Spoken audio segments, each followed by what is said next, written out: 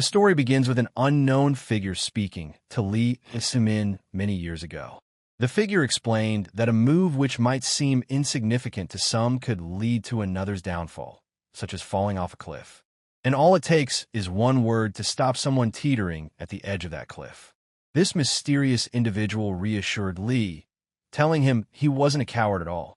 Those simple yet powerful words changed everything for him. Ever since monsters began appearing in the world, humanity had been split into two groups, Raiders and everyone else. Sometime later, Lee visited the Raiders Control Bureau. There, the receptionist informed him that he could proceed to the lab. Appearing slightly flustered, the young man nervously fiddled with his fingers before replying that he was ready and would head there shortly. Reserve Raiders are awakened ones who are regularly monitored by the Raiders Bureau through aura readings. To officially become a Raider, one must pass a rigorous qualification test. Only those whose awakened auras exceed a specific threshold can earn the title of full-fledged Raider. Lee entered the lab where the doctor was waiting for him. She turned around and greeted him, remarking that it had been quite some time since their last meeting. The doctor then remarked that since this wasn't Lee's first visit, there was no need to explain the procedure again. Lee nodded in agreement.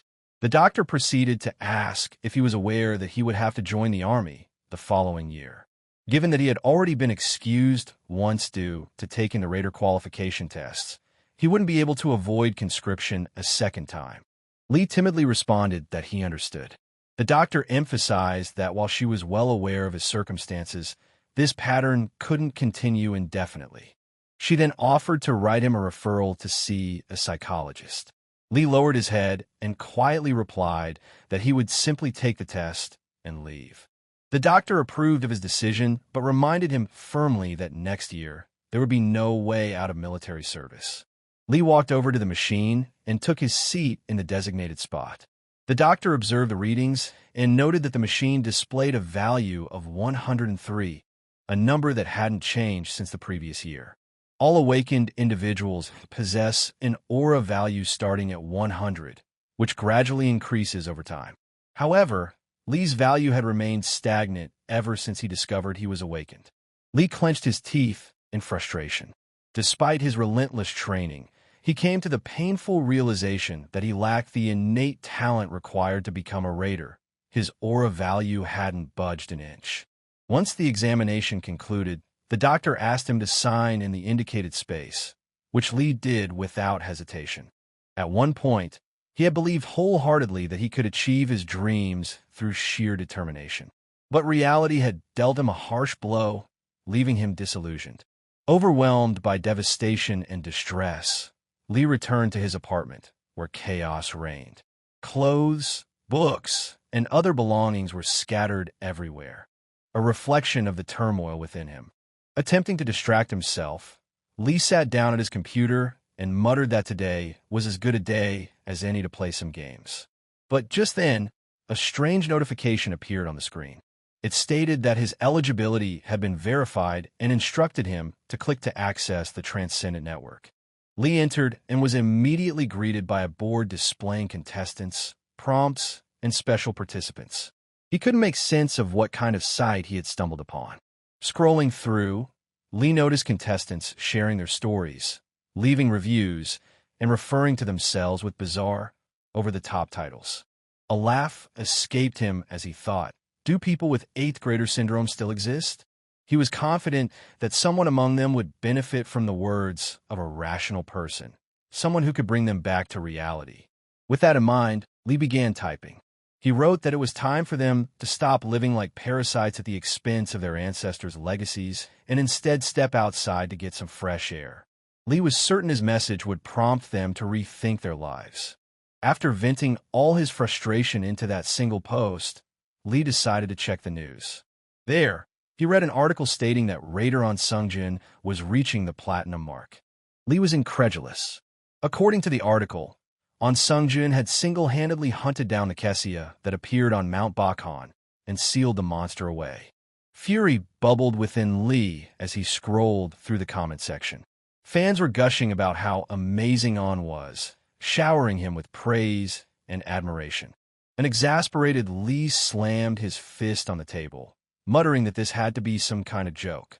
Once upon a time, Lee and On Sungjin had crossed paths daily, and now this guy, the same jerk who used to mock him, was basking in glory. The fact that On Sungjin had reached platinum rank infuriated Lee even further. It felt like an unbearable injustice, one he simply couldn't accept. Lee stormed over to the board where all his goals and training plans were meticulously marked. He grabbed one of the papers, his eyes scanning its contents. 660-pound bench press, 5-mile run, floor push-ups. Clenching the paper tightly in his fist, Lee's anger surged anew. Then he sat down at the computer again, muttering to himself that he was a complete loser. He had dropped out of school to pursue his dream of becoming a raider, and now he was nothing more than a keyboard warrior, a couch critic who couldn't even pass the qualifying test. As soon as Lee turned on the computer, the same sight reappeared before him.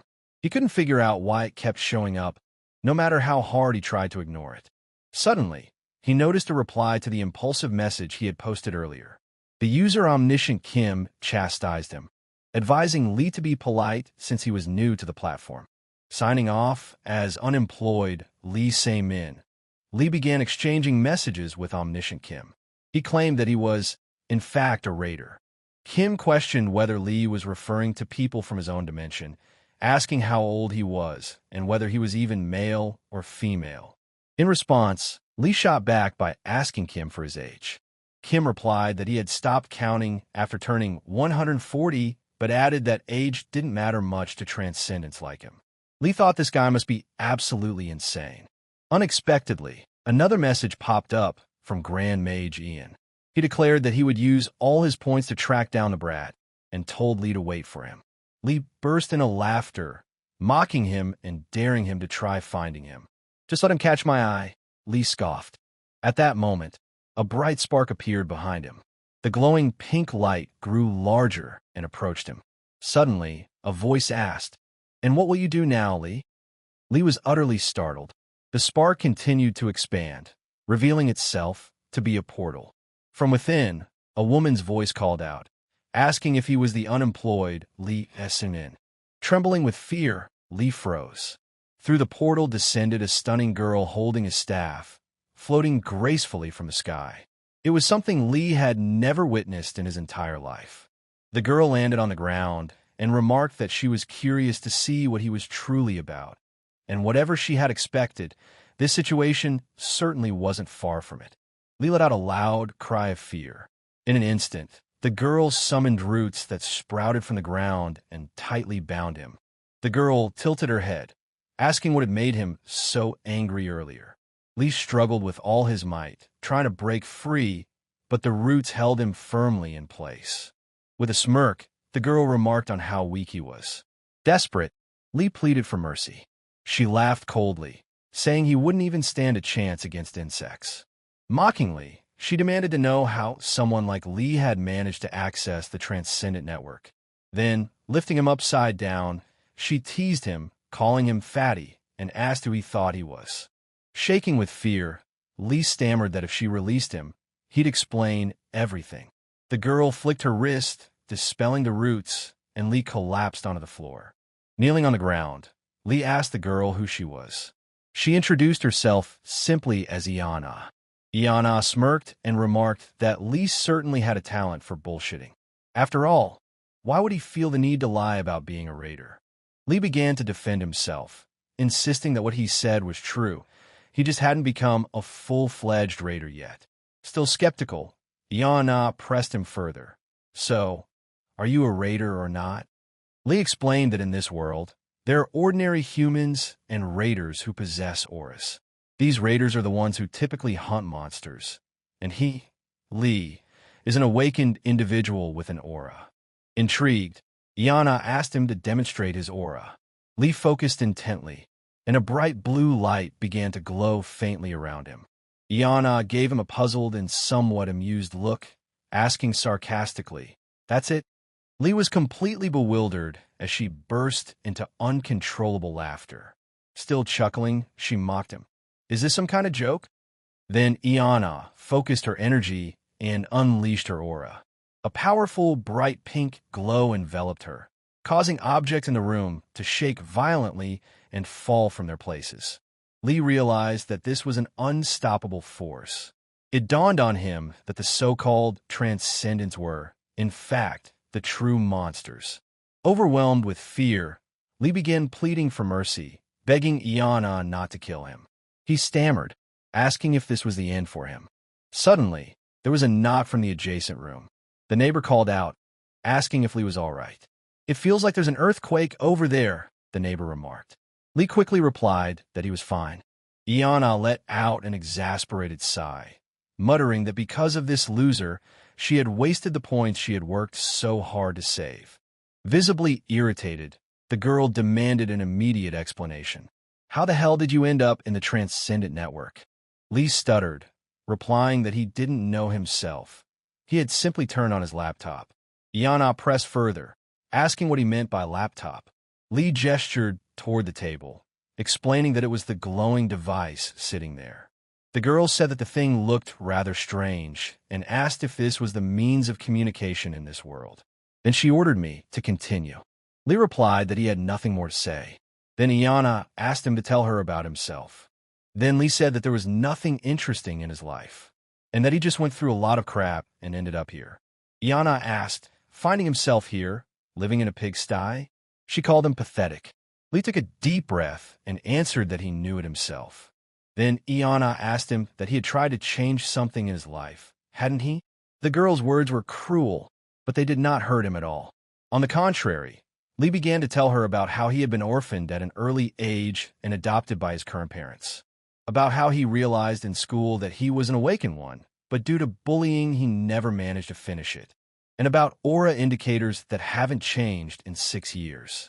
Iana said it's a pretty sad story. The girl then looked at him and said that it was time for her to leave. Lee replied that it was a good dialogue. Lastly, Iana reminded the guy that if he wrote nasty things again, she would come and kill him, and that he should remember to write an apology. Lee replied that it would be done. Unexpectedly, Iana added that the world is inherently cruel and unfair. She told the guy that it was time for him to get outside and start doing something. After all, he's a human being and should be living, not existing. A surprised Lee asked the girl if they could see each other again. Iana replied that it was possible if he became transcendent. The girl left, and Lee realized that he had to face his fears. He wondered if he could become a transcendent. Gathering his thoughts, Lee sat down at his laptop and began typing a message to apologize. He wrote to the Transcendent Network sisters and brothers that the unemployed Lee Min was bowing down to them. Since then, browsing the Transcendent Network had become part of his daily life. Lee even noticed that Kian hadn't posted pictures in a while. Dark Lion Kian. He was born into a family of a nobleman and a slave girl. After his mother was murdered by an aristocrat, Kian used his sword skills to become a mercenary. Afterward, he exterminated all the aristocrats and became the most powerful sword master on the continent. Lee had been following his life. He noticed that Kian had posted a family photo and thought that Kian and his wife looked something like each other. Lee wondered if he was relishing the family photo, even though he himself had stopped calling his parents. Suddenly, he received a private message. It was Ghost Blade Furgen, one of the best sword masters. Lee immediately greeted him. Furgen was surprised that Lee was so quick to respond and said he had a question. Lee asked what the matter was. Furgen wrote that there was a girl who had stolen his heart, and he needed advice on how to get her. Furgen was already like an older brother to Lee. Lee wrote that one should start with an emotional message, like asking her where her wings went. Furgen asked what that meant. Lee wrote that in such a case, one should answer that they had mistaken the girl for an angel. And the moment the girl smiles, it should be said that her smile makes his heart burst. Furgen was surprised. Lee wrote, then you can't stop there. It will be necessary to press on until she fell head over heels in love. Furgen thanked Lee and wrote that as soon as he gained enough points, he would be sure to visit him. Lee smiled and thanked him. In talking with the Transcendents, Lee noticed one common trait, doership. They never put off what they had to do. They always kept their promises. They didn't look for excuses or run away from their responsibilities. Lee realized that unlike all of them, he was just a slacker. He put his head down and cried. Lee told himself that he needed to face the truth and that he couldn't become a raider. Then he went to the refrigerator and pulled out a bottle of beer, took a couple sips, and plopped down on the bed. He stared at the ceiling, crying and questioning why he had to be given an aura in the first place. After all, he had never imagined anything else in his life besides becoming a raider. He wanted to achieve his goal and prove to himself that he hadn't made the wrong choice. Lee wanted to show everyone that he was not a loser, but it stuck at 103, and that value hasn't changed in 6 years. Lee said he can't even get out of bed. Then, after taking a couple more sips, Lee sat down at his laptop again and wrote a message that he wanted to change. Lee hesitated for a long time whether to send this message or not, and yet he did. After that, Lee passed out. After a while, he woke up and realized that he had fallen asleep at his laptop. And looking at the screen, Lee realized that he seemed to have drunkenly posted some strange entry. Lee began to read the responses to his post. Necromancer Commander Gehurt wrote that the most important thing was to go outside. The Dragon Lord Amunkasser wrote that life is short and should be spent in a good way. Furgen replied that he would be sure to visit Lee when he had collected the points. Invisible Killer Dam wrote that in any business the important task is to start, and then it gets easier. Lee was surprised to see such active support. He began to thank them all, and didn't even notice that a portal had appeared behind him. Suddenly, he heard that he was the unemployed Lee S.N. The boy was startled out of his wits. Lee didn't even dare turn around. He began to speculate who it could be, such a harsh voice, like sharpened metal. Suddenly, Lee realized that it must be one of the Transcendents. Suddenly, the stranger's hand touched the boy's back. Lee immediately jumped up from his seat. The stranger began to say that he was helpless and depressed. Lee continued to scream in pain, his body glowing with aura. The stranger kept saying that he had a weak will, a cursed constitution corroding his mind and body. Lee couldn't endure this pain. Tears were pouring from his eyes. It felt like a huge number of snakes were simultaneously biting his body. Unexpectedly, Nsong's image appeared and ordered that Lee S.Min should keep his head down. Lee was trying to resist at this time. The stranger said that it was coming out that Lee hadn't given up yet. Then he added that the guy had a good name. Then the stranger removed his hand, and they found themselves in another dimension. Lee couldn't figure out where they were. Suddenly, the stranger said that he was the best demon hunter of all time, and he thought Lee wasn't weak at all. Afterward, the mysterious stranger said that the world obeyed certain laws. And he also thinks Iana is very strong, but the power of this Transcendent is beyond reason. Lastly, the man told Lee to collect points to access the clue board, and he would leave a message for him there. Lee wanted to ask the man a few questions, but before he could get a word in edgewise, he collapsed on the floor of his apartment. Lee stood up and wondered if it was a dream. Then he noticed a scratch on his arm. It was quite painful.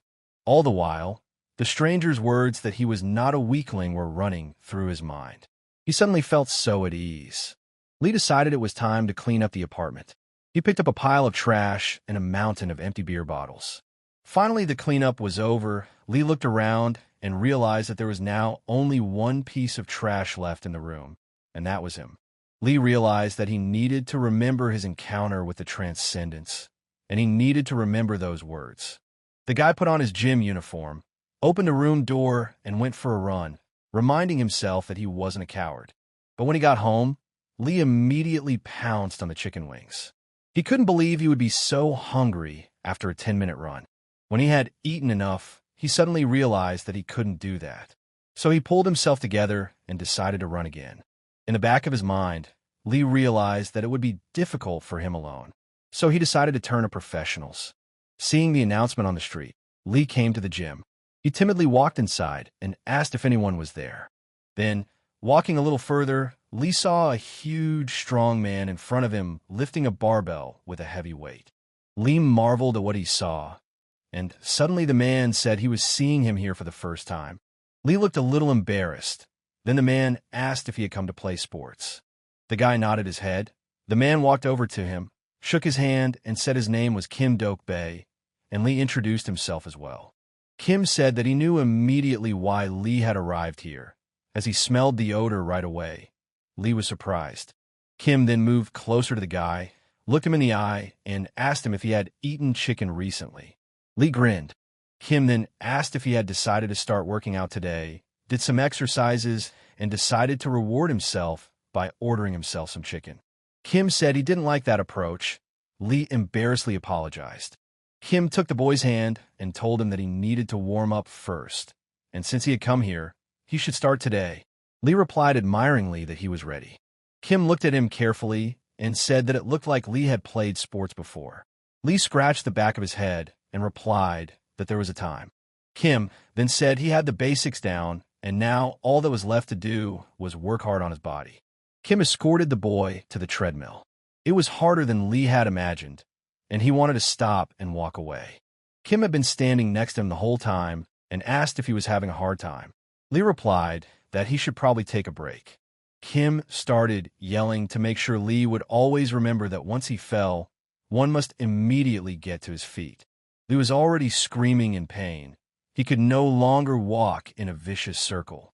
At this time, he was thinking about the fact that he had no aura and there was almost nothing left of his pride. Kim, meanwhile, shouted that even if he felt he was on the verge of death, he shouldn't stop. Evening came.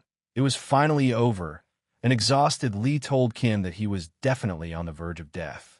Kim laughed and said he would be waiting for him tomorrow. Lee looked surprised, and Kim called him a tough guy. Lee thanked him and went home. For the first time in a long time, he felt the long-awaited taste of accomplishing something.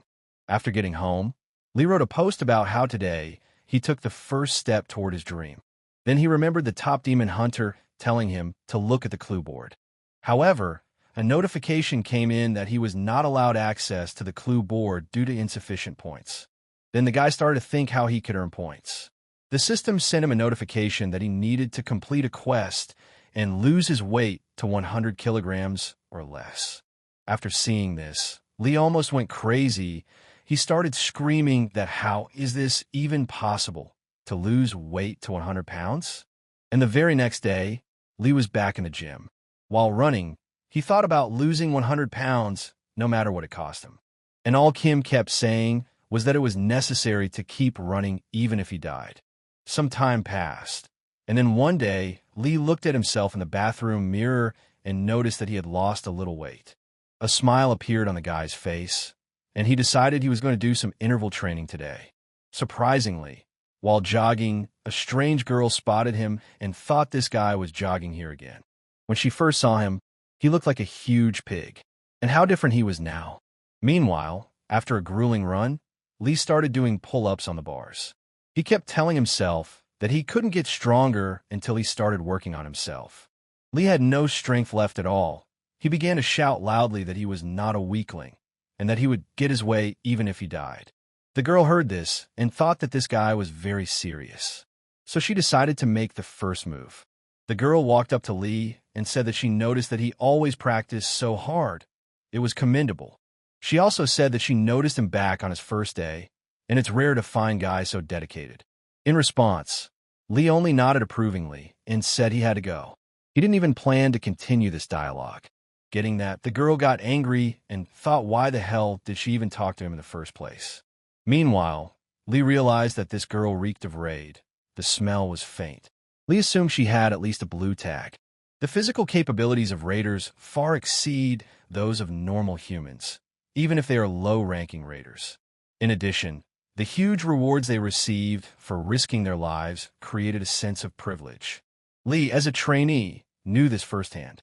He remembers the times when he was bullied and sent home because he would get nothing but a blue tag anyway. Even between raiders, there is an insurmountable wall, let alone between raiders and regular people. Lee continued his jog, and suddenly the same girl decided to go for an overtake. As she overtook him, she pointed her finger down and called him fat. Lee creased his face, and the girl wished him luck, adding that even she wouldn't help him anymore. At this time, Lee thought that these damn raiders were all like this. Finally, he finished his workout and came home. Lee immediately went to his laptop to see what new things had been posted today. Suddenly, he noticed Iana's new post. The first time, Iana seemed intimidating to him. but in fact she turned out to be sweet and affectionate. Lee immediately reminded himself that she was on a whole other level and he should focus on the quest. He clicked on the quest confirmation button, and the system alerted that the weigh-in of participant Lee Se-min was taking place. Lee hoped and asked for the weigh-in to show 100 kilograms. Suddenly, the notification came that the participant's weight was 102 kilograms. Lee almost lost his mind. It was only 2 grams. He started screaming that he could just go to the bathroom and the 2 grams would go away. However, the second time, the system alerted that his weight was 100 kilograms and 5/100ths of a gram. Then Lee decided to get rid of the excess water. And finally, a miracle happened. The system congratulated Lee and notified that his weight is 99.9 kilograms. And as a reward, he gets 100 points. Also received a notification that the clue board is available to members level 2 and above, and you need to use 100 points to level up. Of course, Lee took advantage of such an opportunity. He was given access to the clue board, and Lee was pleasantly surprised. On the hint board, reading entries costs 100 points to read and 200 points to create. If someone reads his entry, he gets 10 points for viewing it. Lee was just confused at how many interesting and useful things there were. And then he notices Iana's post. At the same time, an alert from the system arrives saying that in honor of his first visit to the clue board, they are giving him a chance to read 1 entry for free. Lee remembered why he needed access to the clue board, and he found an article on the unemployed Lee Se-min from the best demon hunter of all time. Lee began to read that those who were subjected to asphyxiation cannot complete the heavenly circle. Their inner chi cannot circulate properly and dissipates like smoke. And if you learn the right techniques, it is possible to get back into the cycle, and then you can get out of this state. Lee read each line carefully, and tears came to his eyes at finally coming to a realization. It went on to say that the best hunter of all time was passing on the supreme divine art he had created to Lee, and Lee should pay his respects and follow the following instructions. Lee sat down on the floor and bowed and began to thank the best hunter of all time. After reading further, Lee realized that the name of this divine art, Great Mercy, and now he realized that all this time he had seen the aura as a tool of control and power. However, the best demon hunter of all time treats the aura as something alive. That was exactly the answer. As time passed, Lee diligently continued his training. He realized that Great Grace was very challenging. Lee was willing to make a similar decision hundreds of times, knowing it would help him change. He sat on the bench and tried to focus his aura. Lee realized he needed to focus. The boy decided to picture himself threading the thread through the eye of the needle. Then he tried to remember the words of the best demon hunter of all time. He said that the aura flows through the body like water, spreading everywhere as if taking root. So Lee realized that he needed to focus on the obstacles the aura was trying to pass through, and break through them in one move. And suddenly Lee realized that he had succeeded. This was a real achievement for him. With happiness, he plopped down on the ground and raised his hands in the air, saying that he could definitely become stronger now. After a while, a private raider training academy called Tayson Academy was actively holding classes. All of a sudden, during one of the training sessions, a guy came to the teacher and reported that someone had come see him. The teacher was surprised, as he wasn't expecting anyone and couldn't even guess who it could be. He stepped out into the hallway, and what was his surprise when he saw Lee Se-min in front of him. Lee smiled and told Master Hwang Young-hoon that it had been a long time since they had seen each other, and it was a pleasant meeting for both of them. The master almost cried from surprise and happiness. He began to shout that Lee the Bastard had succeeded. Even though he didn't become a raider, he was able to change. Hwang then jumped on the guy and hugged him, telling him to call him brother and offering him a drink. However, Lee told the teacher that the reason he was here was because of his aura. After saying that, Lee concentrated and showed his skills to Hwang. Seeing this, Hwang didn't know how to react. It was unexpected. Lee asked him if he could look at her once. Hwang immediately shouted to his students that he would be excused for a while and let them continue practicing. The teacher suggested that Lee start by measuring the value of the aura. Lee agreed and was once again inside this machine. While inside, Lee asked what the indicators were. Huang replied to let him take a look for himself. Lee opened his eyes and saw the mineral aura value in front of him. This was something he definitely didn't expect. Huang started shouting his hearty congratulations as his curse was finally over. The guy couldn't come to his senses and believe it. After all, he had only been practicing the techniques for a month, and his aura value had grown so much. An equally surprised Huang asked the guy how he did it. Lee replied that he just happened to meet someone, and he gave him some advice. Huang says that's just amazing, and now he thinks they might try to have a duel. Huang then smiled enigmatically and said that there's a kid here who loves himself too much, and Huang needs someone to teach him a lesson. Lee gave him a surprised look, and Huang said he was sure Lee would easily defeat him. Then Lee replied that he agreed. So Huang organized a duel. Lee and this guy were already in the ring opposite each other. However, the guy turned out to be not so simple. He asked Huang if he really wanted him to challenge this stranger to a duel and how much aura he even had. Huang replied that his figures were about 1,000. And after saying that, the guy seriously thought about it. He realized that this was a 1,000-point bet, and this stranger must be one of Huang Yunghun's disciples. After thinking it over, the guy walked up to Lee and said his name was Jin Se. Lee introduced himself in return and said that he was pleased to meet him. Jin was set on hand-to-hand combat without weapons. He was confident that he would destroy Lee with his aura alone. So he throws his first punch, and what was his surprise when Lee dodged with ease and began to strike back. Lee's next punch flew right into Jin's face. He asked if he was okay and if he was hurt. Jin got a little angry and said that he could see that Lee had the basics.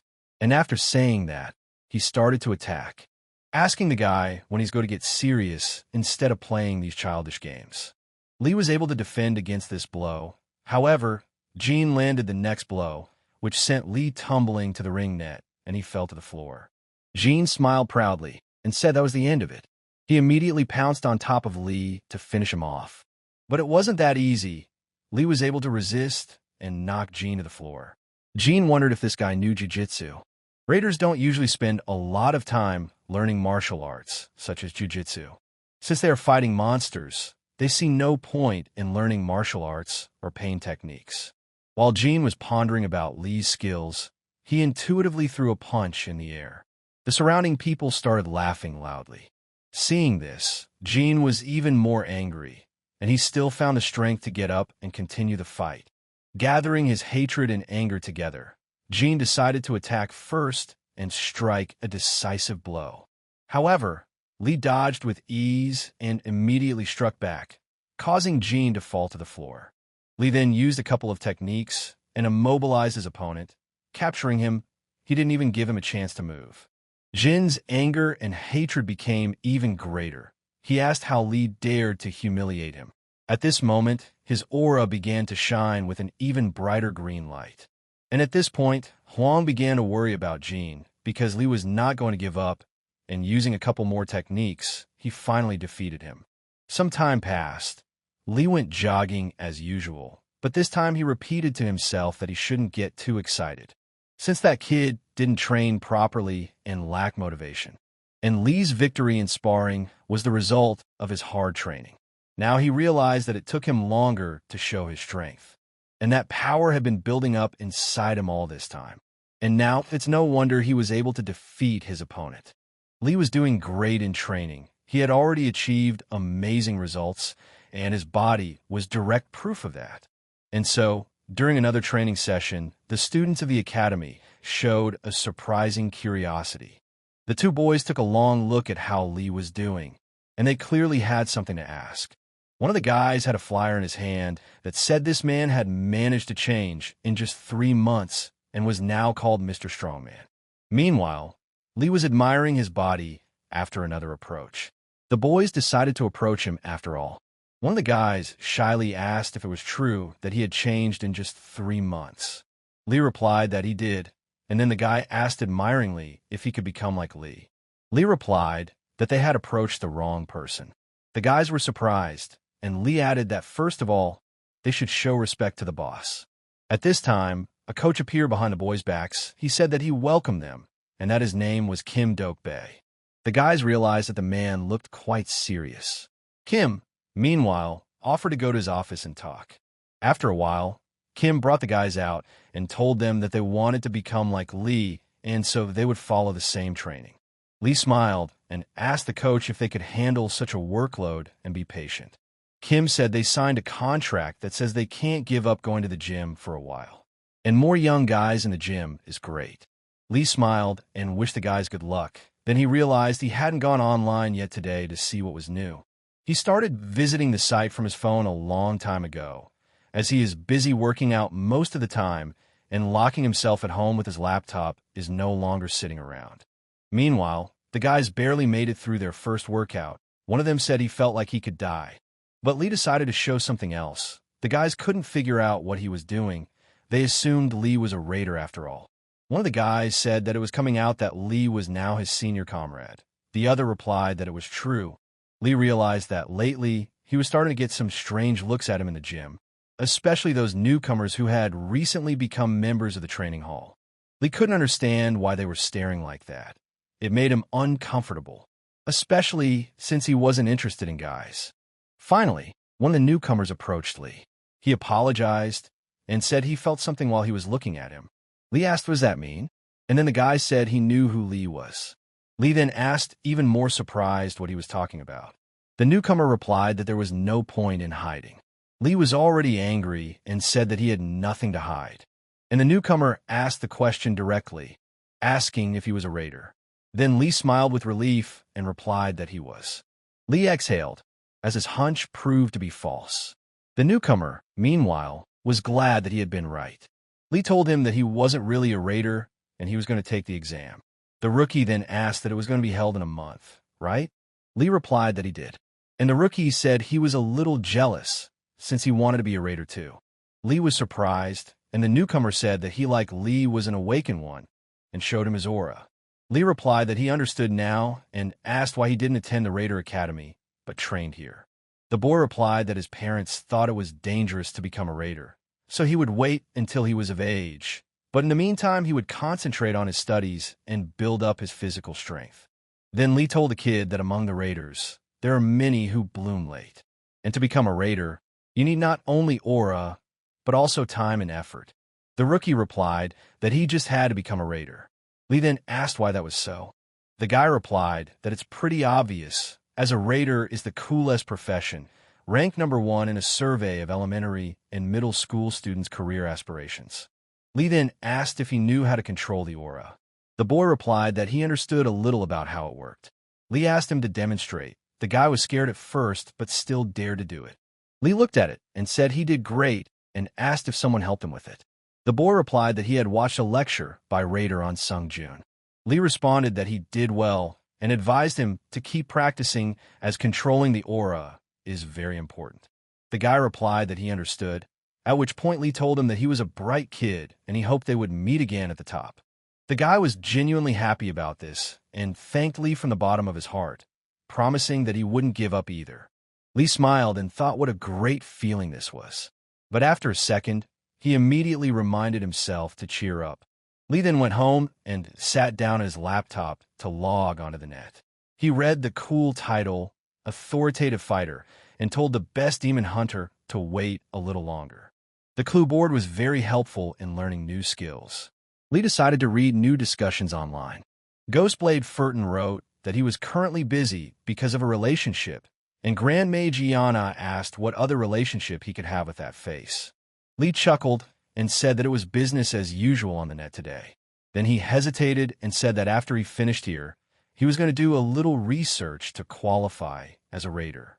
However, he didn't know if the in-depth part of the test would be randomized this time, so Lee decided to look for information.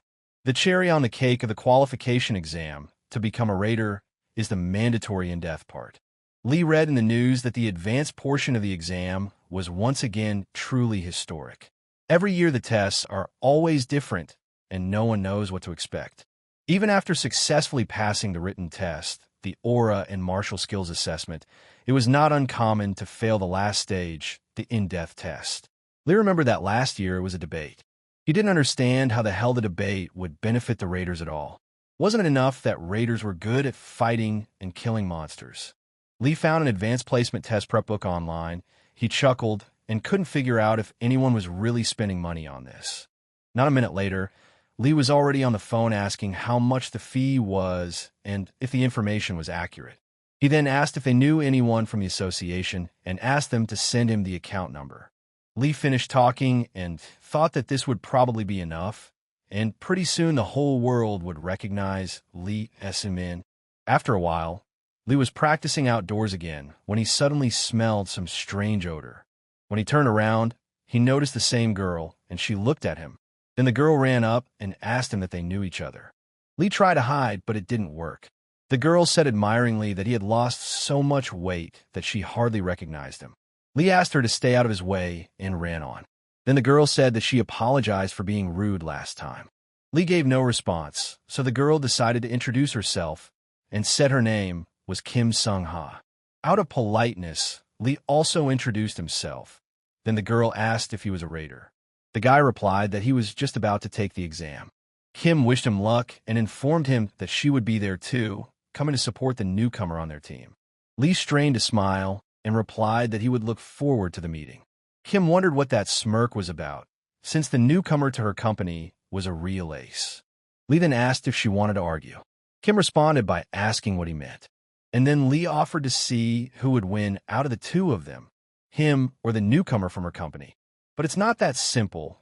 Lee clarified that the winner gets the wish, and the girl replied that in that case, no rejections. The girl was surprised, since not long ago he was just an ordinary piece of pork, and now he was making a fool of himself. And so, here comes the day of judgment. 7 a.m. and 50 minutes, Lee, like so many others, stand at the entrance to the exam center. Lee stood there thinking about the Transcendent Network brothers and sisters believing in him. Suddenly, he noticed that kid. Lee had clearly decided that he couldn't fail after all he had been through, and he would definitely make it through. And so, Lee is already in the classroom preparing for the first part of the exam, the written test. He had heard that the difficulty of the written test had increased from this year. In paying attention to the assignment, Lee realized that it looked quite difficult, and there were many trick questions. But Lee was also well aware that hard work was worth the blood and sweat. He began to read the questions carefully and found suitable answers. Lee repeatedly told himself that he could handle everything, and looking around, he noticed that the others were having a hard time. And then the realization came to him. If the first part is so difficult, what awaits them in the in-depth test? Suddenly, the controller announced that it was time to finish, and everyone needed to put their pens away and raise their hands above their heads. Also, anyone moving from this point forward will be instantly disqualified. Lee clearly followed all the instructions and noticed that the guy sitting next to him was trying to finish something else. And at the same second, the energy lightning attacked the guy. It was like he was tasered. And the controller said he warned about it. Eventually, 3 people were disqualified and asked to leave the premises. Lee noticed that the controller had a gold stamp. The controller addressed everyone and said that for the raiders, who put their own lives on the line, discipline is everything. And if anything goes wrong, the slightest misstep and the whole team is jeopardized. And the rules are meant to be followed, since no one likes the raiders who don't play by the rules. After the speech, he wished everyone good luck. Meanwhile, Lee sat quietly in his seat and unwittingly witnessed someone else's conversation. The guys discussed that the test was quite difficult. Some were worried about failing the exam, and some were worried about the meaning of aura. Meanwhile, Lee was telling himself that the test was indeed difficult, but he didn't think he had failed. And Lee also remembered that an aura level value of at least 5,000 was required to qualify. And the last time he was tested, the value was 5,100. Lee decided to concentrate, and the guys noticed and started whispering that he was controlling the aura. Lee closed his eyes at this moment and repeated to himself that he should try to clear his mind and relax, and then he would succeed. But it wasn't that simple. Ominous images of being drafted into the army kept him on his toes. Lee then decided to follow his mentor's words. The highest limit. It symbolizes the harmony of all things and phenomena of the universe. Yin and yang, heaven and earth, as well as primordiality, accessibility, gentleness, and righteousness. Controlling the aura brought back many memories. When Lee first told him he wanted to be a raider, his adoptive parents believed in him. Suddenly someone interrupted the guy. A man's voice asked Lee what he was doing. The guy opened his eyes and saw the controller in front of him. The man said that aura management should be practiced in a safe place. And isn't that the basis? Lee bowed here and apologized. The controller patted him on the shoulder and said that of course there were times when there was no choice, and he'd done it once in a forest teeming with monsters. Lee marveled at this and said that he seemed to have been in a great many dangerous battles. The man smiled and replied that that was the fate of raiders. Any battle was dangerous. However, the battles inside the gate are especially memorable. Lee asked, "What does that mean inside the gate?" The man said that as they passed through the gate, they encountered a great number of all sorts of creatures. And in the Book of Monsters, there is an unidentified creature named Black Castle. The first time they encountered it, the raiders never managed to get enough information to identify the monster. Since then, no one else has ever met it. The man now remembers trembling with fear when he met it, because no matter how many times they attacked him, it kept coming. The controller suddenly remembered who was leading their group at that moment and wanted to tell Lee about it, but suddenly someone knocked and interrupted their conversation. A girl knocked and entered. She informed him that the second part of the exam was about to start. The man called the girl his manager and thanked her for the warning. He then told Lee that the next stage was about to begin and it was time for him to head to the second floor. Lee thanked him for such a fascinating conversation, and the man replied that he hoped he would have great results. After a couple of minutes, Lee arrived at the appointed place and said that he was here to measure the aura value. The kind girl asked him to wait here. Lee stood in line, and suddenly there were shouts of admiration, someone shouting bravo. Lee didn't understand what was wrong. Then Lee decided to ask a passing guy what happened there, and the guy replied that the person who had just measured the aura had surprised everyone. Lee asked for more details, and the guy said that it was a girl, and the value of her aura exceeded 30,000. Hearing this, Lee didn't know how to react. He just couldn't believe it was even real, 30,000. Lee stood in a stupor. He didn't think there were such among them. He asked himself, wondering who this raider was. Suddenly, the guy standing in front turned around and said her name is Pan Yubai, and they say she's a hottie. Now everything has become much more interesting. The girl is strong, and in addition to beauty. And then Lee wondered, what if this was the newcomer he was arguing with Kim about? Then Lee decided to ask this guy if there were already people who had failed the test. The guy was very surprised and replied that there couldn't be anyone here with an aura below 5,000. Lee smiled and replied that he had really said something stupid. In fact, at this moment, he remembered that the last time his aura value was 5,100. The lines slowly dissipated, and the last candidate was left, which was Lee. He was asked to walk over and lie down in the designated spot, and excited Lee did so. The doctor announced that he was starting. Lee concentrated and hoped the readings wouldn't be below 5,000.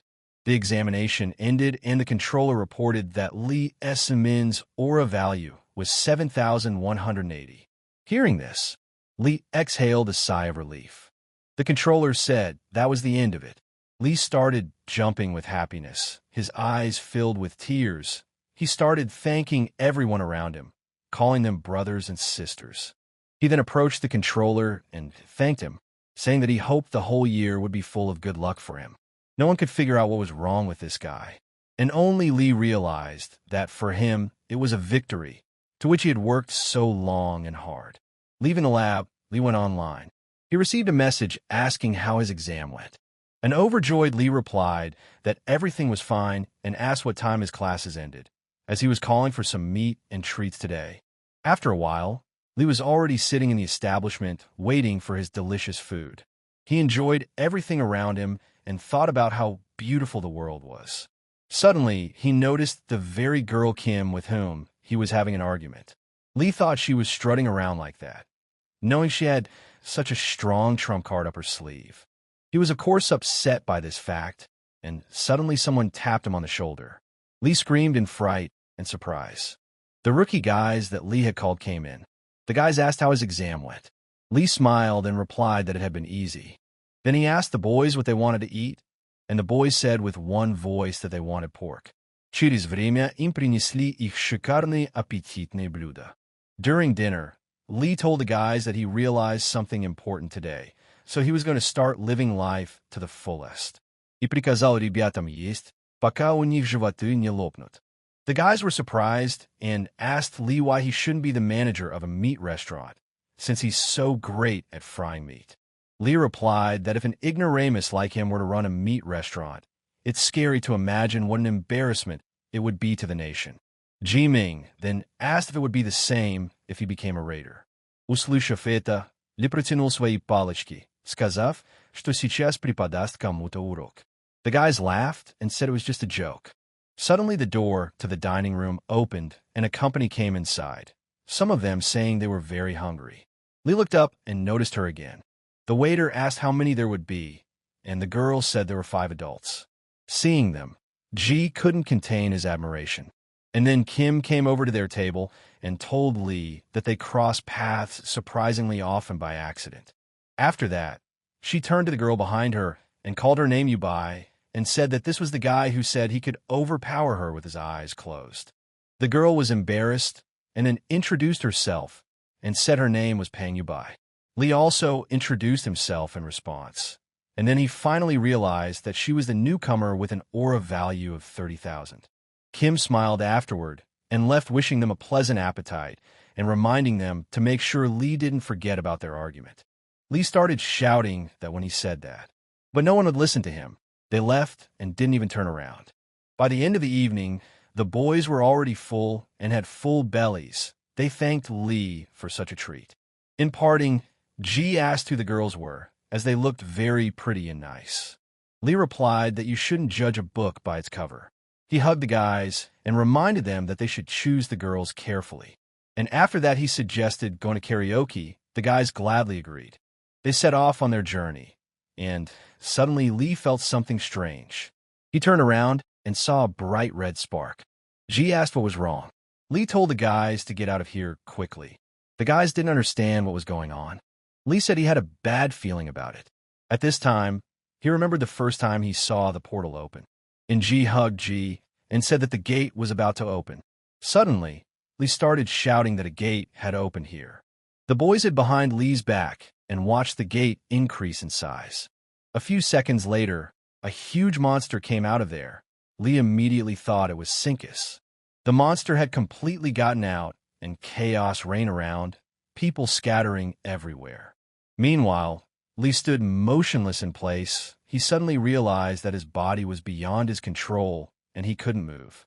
Suddenly, I heard someone yelling for everyone to run to the shelter immediately. It was Kim and her team. She said the Iron Horse Association had arrived, and everyone needed to leave the place immediately. Kim then ordered that Yubai should call the rescue team. The girl replied that she accepted the order. The Iron Horse Association, although they are not one of the big 3, are an elite raiding campaign. Until the rescue team arrived, the boys pounced on the monster to prevent it from giving a chance to hurt anyone. Kim was doing well, and suddenly several more pest monsters under System Number 8, called Jorg, appeared out of the gate. The girl noticed the monsters scattering in different directions and ordered them to block them. Monsters began attacking civilians. Reinforcements were urgently needed. At this time, Lee was still standing still. He realized that he had to go and help. After all, he had trained hard for this. Lee was angry with himself and began screaming at his body to finally start moving already. And while he stood still, Ingji very bravely protected the civilian and managed to fight the monster away from him.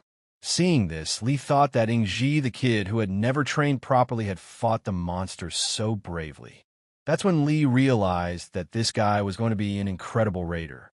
But suddenly, right in front of Lee's eyes, a monster bites Ingji's shoulder. After this, Lee could no longer stand still. He immediately rushed towards his friend, anger and rage engulfing him. As Lee ran, he concentrated his aura and prepared to strike. With one blow, Lee threw back the monster without expecting it himself. Just then, one of the raiders showed up and asked if Lee was okay or not. The guy replied that he was fine, but there was an injured person here. Lee lifted Ingji in his arms and asked him to come to his senses. Inji replied with a slight wheeze that he wasn't going to die. The raider approached them and offered his help. He asked Lee if he was the awakened one and told him that a rescue team would be arriving soon, so they should try to hold out until then. They bandaged the boy's wound and the raider left. Lee meanwhile realized that he had used the power of his aura to stop the bleeding, but his arm didn't give positive hope. At this time, while he didn't move away from his injured friend, the monsters were already coming closer and closer to them. Noticing this, Kim began to shout loudly for the monsters to follow her shout. She applied her aura, which blinded everything around her. Afterward, one of the raiders asked her how she was feeling. Kim replied that she was fine, but for such a large monster, it was quite agile. Also, Kim said that she knows a way to kill him quickly. However, she can't get to his head. Raider replied that backup had arrived, so they could try to join forces. Kim asked him to try to distract the monster, and she would strike from the opposite side. Raider did his best to draw the monster's attention to himself. Kim, meanwhile, came around the back of the monster. She climbed a tall building and began to wait for the right moment to strike a decisive blow. And such a moment came. Kim jumped from a great height, preparing her sword and concentrating her aura. She plunged her sword right into its head and screamed loudly for the thing to die. After such a powerful blow, the monster fell to the ground. However, Kim was also hurt and fell down with him. She started yelling that Sinkus wasn't moving anymore and everyone was doing good. She also asked that the treatment teams hurry up. Lee noticed that the gate seemed to be closing. Someone announced that there were 10 seconds left until the gate closed. Lee looked carefully at the gate, and he thought there was something there. He could clearly see the image. And after looking a little closer, Lee suddenly realized that it was a catastrophe-level monster whose system number is 1, called an orc. The gate closed, and Lee realized that that monster was staring at him intently from a gate. At this time, Inji was trying to say something. Lee asked him how he was feeling. Inji replied by asking how the man he protected was feeling and if he was alive. Lee replied that he was the reason the man was still alive. Inji smiled and said that although he wasn't a full-fledged raider, it was the least they had to do. Lee said he was absolutely right. The next day came, and Lee started the day with training as usual. The place where the gate had been opened began to be rebuilt, and life returned to normal. However, the battle with the monsters was not what Lee had imagined. He realized that if it hadn't been for Kim and all those people who happened to be near them, he might have died.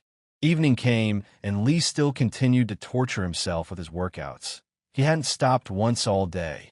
During this, Lee only recalled the events of last night. He saw the monster biting Inji in front of his eyes every time. So Lee tried to hurt himself with training to feel the same things he couldn't save his friend from. Suddenly, the coach walked in and told Lee that it was time for him to go home.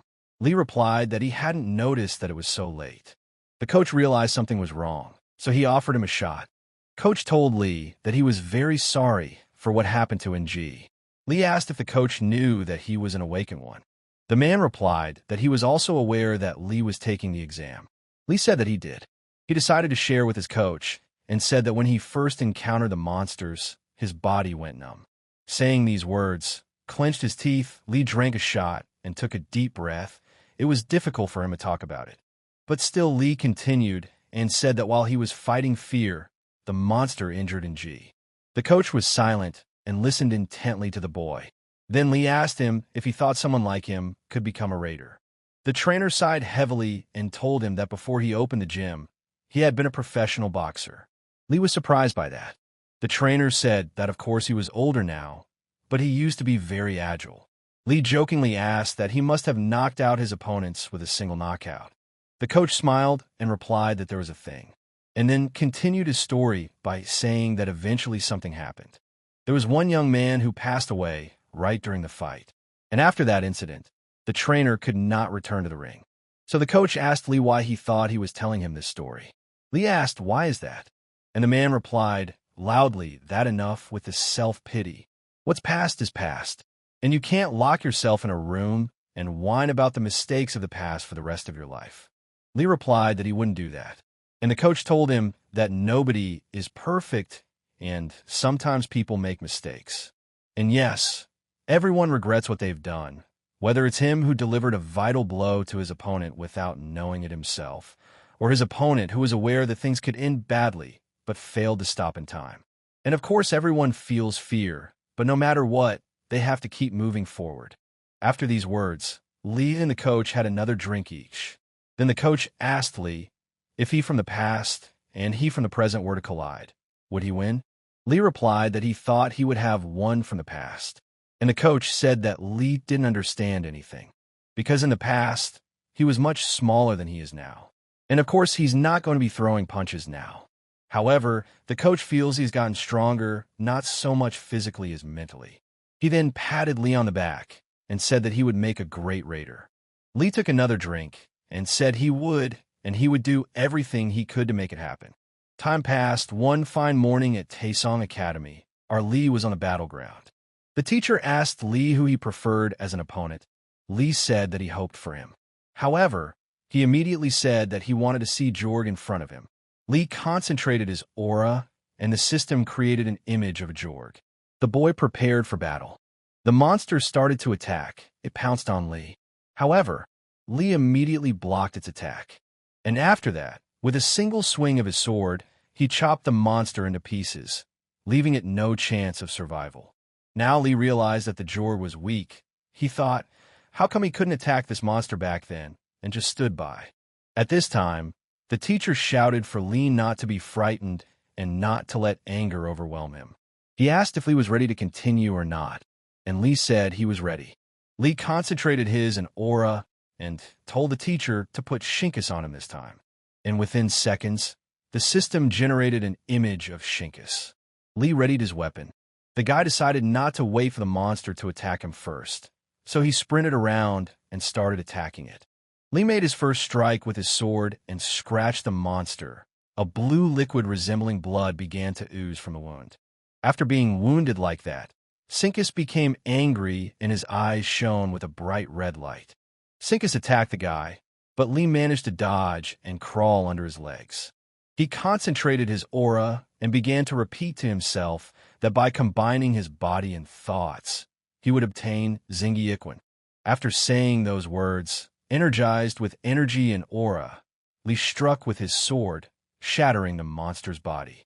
Lee realized that the more he honed this style of martial art, the more he began to understand his way of thinking. Lee exhaled, but the picture of Nji bravely fighting off the monsters reappeared before his eyes. Right now, his greatest dream was to go back to that moment again to set things right and come between the monster and Nji.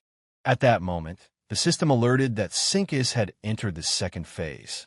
With all the anger he could muster, Lee concentrated and destroyed the monster with a single blow. The next day came. On a beautiful sunny morning, Lee came again to the Raiders Bureau for the second stage of the examination. This time the venue for his exam was the Coliseum. A huge queue had already gathered at the entrance. Everyone around him was wearing equipment, Lee included. His vest had the serial number 13 on it. The boys stood in line to receive their weapons, and finally the turn came to Lee. The man asked what weapon he wished to use, and Lee replied that he prefers sword.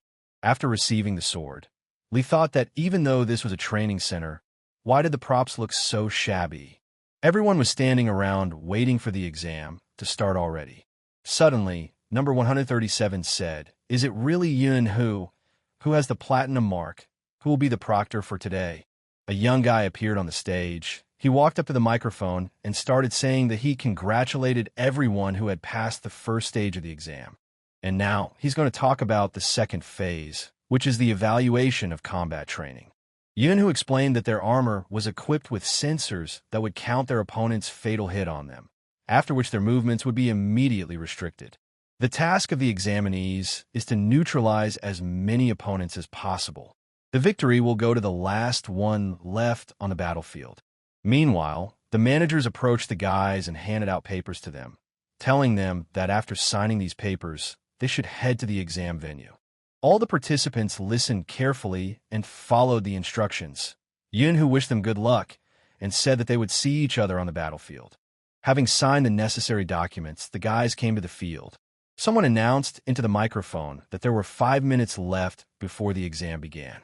Meanwhile, Lee was thinking about whether they needed to pick their own seats, and if so, it was better to stand aside. He got away from the crowd, and suddenly it was announced that the exam was starting. Suddenly, number 222 came up to Lee and asked why he was standing there. Lee replied that he chose the tactic of avoiding combat and decided to observe others from the sidelines. However, 222 didn't inspire his confidence, so Lee started to attack him. He was not confused and blocked the attack. Number 222 said he wasn't in a hurry to go anywhere and offered to get to know each other better. Lee repelled his attack and replied that they shouldn't waste their energy and time on something like this.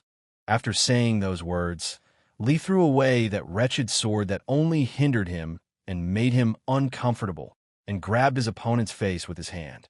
222 couldn't understand what was going on or why Lee had thrown away his weapon. And while he was wasting time thinking about it, Lee threw a fist punch. Immediately, the microphone announced that number 222 had been hit. And they also announced that number 13 gets extra points for first challenge win and first blood. Meanwhile, in the monitoring room, company representative Hosen asked if number 222 was definitely out. He was told he couldn't make a mistake. And the man wondered who had been able to knock that asshole out. Renegade said they say the Iron Horse Association has a talented rookie now. Infinity's representative replied, it was, and he had heard that her aura value was 30,000. The Iron Horse Company representative turned out to be Kim. She smiled and said that she was very diligent. At this point, Kim thought everyone was so calm. Apparently, everyone gathered as a candidate they believe in. And then they announced that number 185 is out, followed by numbers 89 and 77. And number 172 gets extra points for the triple murder. Meanwhile, Lee remembered that the best demon hunter of all time had once said that fighting using aura was like subjugating the enemy universe into his own. Fighting monsters is much different than hunting beasts with guns. In a battle with monsters, Lee risks his life, his universe. This is the Battle of the Raiders. Numbers 156 and 66 have been announced as defeated. The monitoring room had already noticed number 13 in the room, and that he was pretty fast. No one could figure out where he came from. Someone said that this kid was able to take out the Renegade and Infinity people with ease. Kim suddenly shouted the same thing and was immediately silenced. She even stood up from her seat out of shock. The man sitting next to her asked if she knew him since he had recently defeated his man. A shocked Kim replied that she could say she did. Meanwhile, Yubai deftly handled each of her new victims. This time she defeated number 27. She sighed and wondered who would be next. Suddenly, number 13 appears in front of her. Yubai immediately recognized him and thought that he was the same guy who stood like a stump and couldn't do anything. She smiled and said that it had been a long time since they had seen each other and that she had heard that she and Kim had had an argument. Yubai then noticed that the number of affected participants on his vest showed the number 10. She couldn't understand how, since he was an unremarkable person. Was he the kind of person who had good skills but was terrified of monsters? Yubai then held out her sword and said that it was time to start. Lee took a stance as well, and the girl made her first strike. And then Lee realized everything. He noticed that she was very fast, and her aura wasn't just a joke. Yubai started throwing one punch after another. Lee barely had time to block, but he still missed one of the punches. After hitting him with her sword, the girl finished him off with another leg kick, after which Lee fell to the ground. However, he immediately rose to his feet. Yubai thought it was amazing. He was losing but still continued to attack. She assumed he had an advantage over her in skill. She didn't like that thought at all. Therefore, Yubai decided that this is not the way to go. The mere thought of someone better than her makes her howl with anger. She pulled out a strand of her hair, and her aura glowed with a bright red light. Now she thirsted for blood like a monster. Lee remembered the sword that conquers demons. The meaning of the word has a hieroglyph meaning hidden.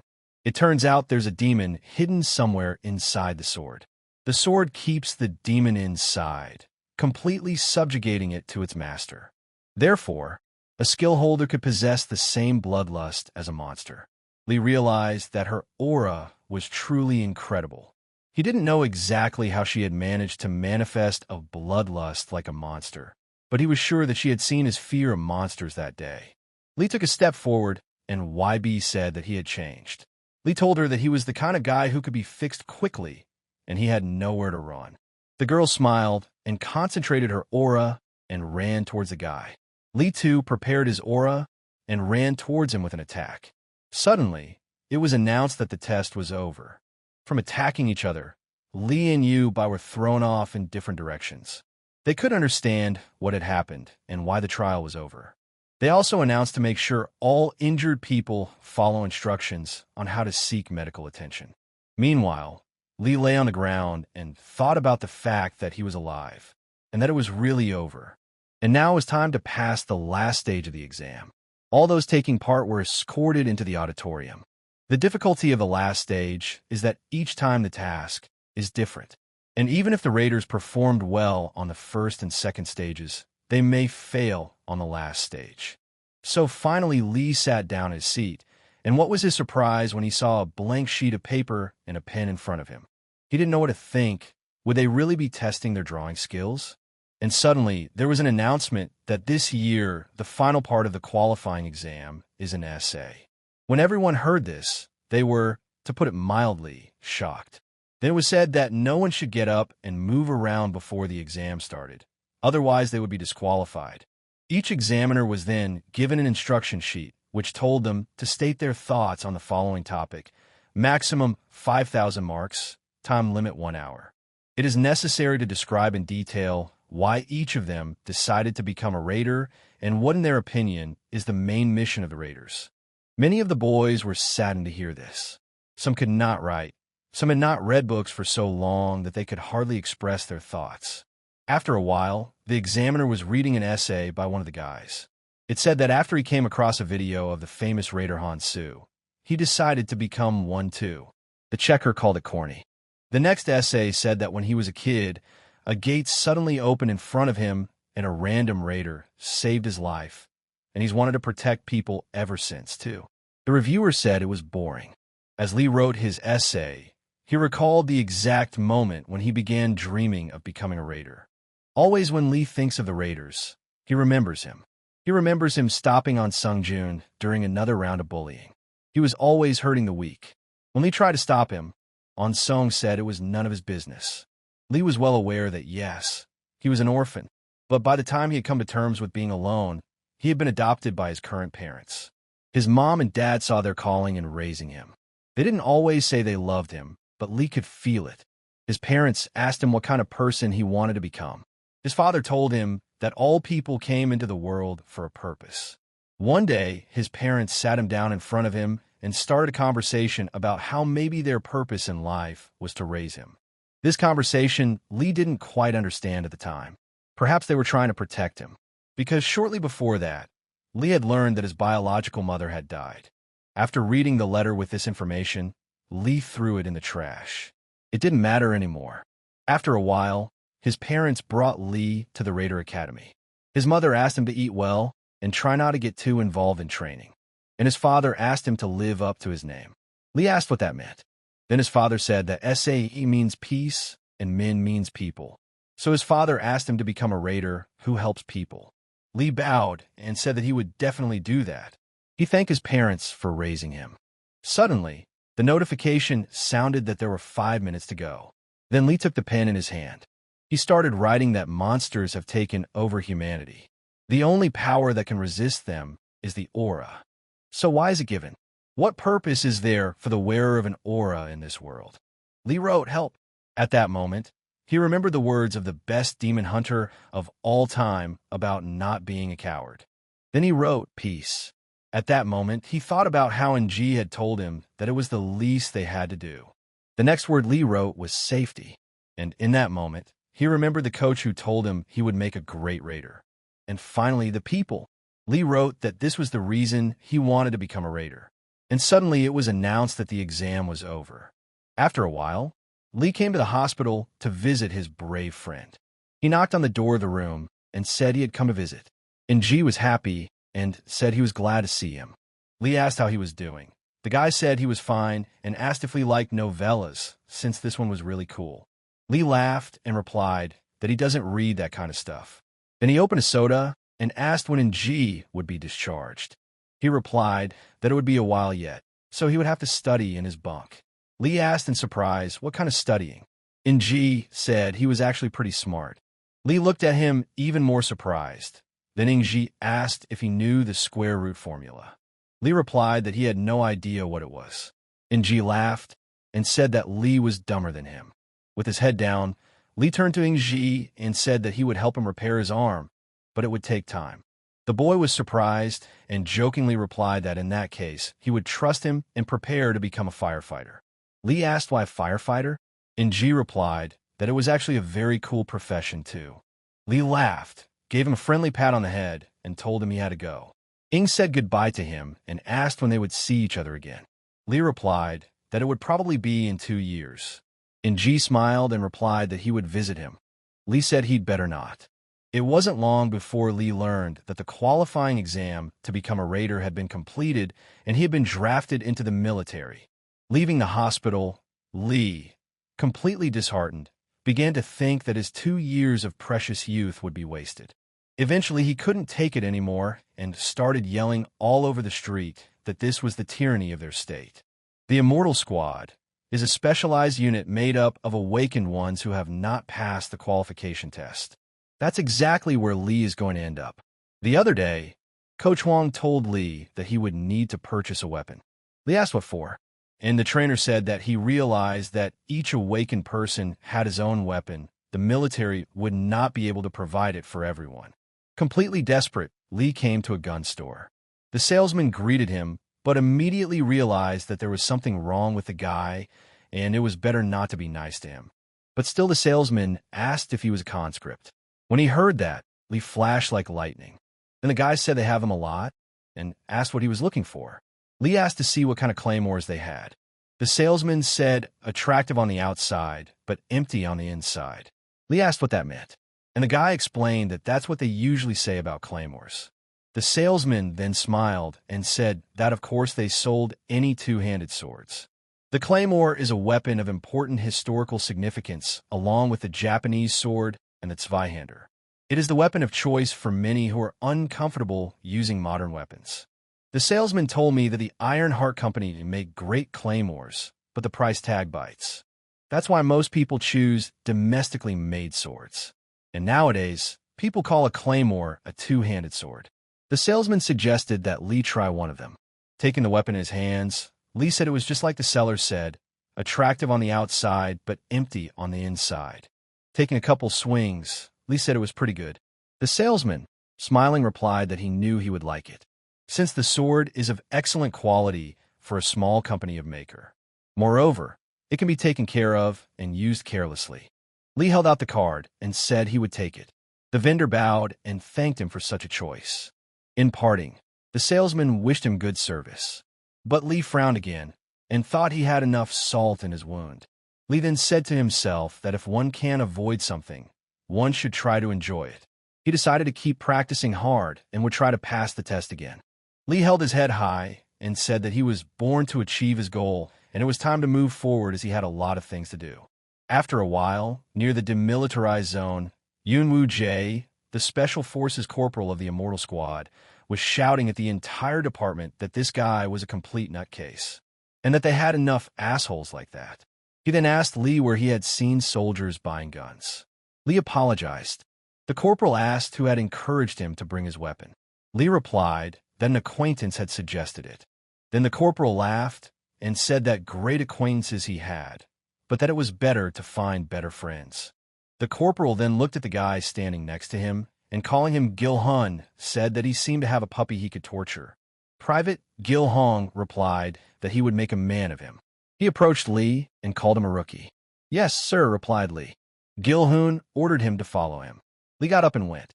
On the way, the private said that the corporal always reacted that way to newcomers, but he didn't know if he would return his weapon. Lee thanked him for the information, and Gil Hun asked what he wanted to eat. Lee smiled and replied that he would eat a chocopale. The private said that's not how things work here. Then they came to the dining room and took portions of food. It was not as awful as it could have been. Lee thought that this place was different from a normal armory, and there didn't seem to be a shortage of people here. Suddenly, the private asked if Lee knew what they were doing here. Lee replied that he did not know. Gil-hoon said that no one knows by coming here. Everyone thinks it's a place for guys who fail the Raider test. Lee asked him that wasn't it. The private then asked him that if he failed to stop the monster, what would happen? Lee thought for a moment and replied that in that case there would be trouble. The private asked, "What kind of trouble?" Gil-hong then took a deep breath and said that he had heard that in the past there had been a huge crisis in areas where the Raider system was not developed. Therefore, they received help from neighboring countries. And nowadays, speaking about the gate, they imagine huge, dangerous formations. Private said, for Lee to think about what would happen if the Raiders failed to destroy the monsters. He then stood up and asked if Lee was full or not. Lee replied that he still had some left, but Gil-hun ordered him to get up immediately. After that, they went outside and the private told them to follow him. He jumped up and started climbing the tower. Seeing this, Lee was shocked. He thought that this guy had great skills. The private started shouting for Lee to get up immediately. Then Lee concentrated his aura and began to rise as well. The private was surprised, too, and when Lee stood up, he told him that it wasn't bad. Lee thanked him. They were sitting on the tower, and the private asked him if he could see the northern part of the DMZ, the place where the monsters roamed. Lee looked carefully into the distance, and Gil-hoon told him that there was a veritable hell out there. Lee watched in silence, and Gil-hun wondered if he realized they were here for a contingency. The private then smiled and asked if Lee was scared. Lee immediately replied that he was not. And now Lee clearly understood for himself that this was now a fresh start and would have to cope with everything that awaited him. Another morning came. The clock showed the time as 5 in the morning. The alarm clock rang, and Lee got up. While the others were still asleep, Lee took the kettle and went out into the corridor. The duty officer was sitting on a chair, yawning. Lee put his hand to his head and saluted him. The clerk on duty said he was pretty spry. He then asked Lee what's for breakfast today. Lee replied, rice, fish soup, kimchi, and roast pork.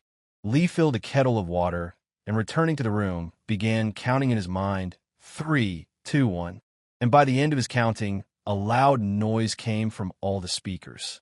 Lee pulled the curtains open and started yelling that it was time to get up, for everyone to get up. Lee then looked at Sergeant Kim Wai and said it was time to wake up. After that, Lee handed him some water and said that Captain Han would conduct the morning assembly. Finally, everyone woke up and started to get dressed.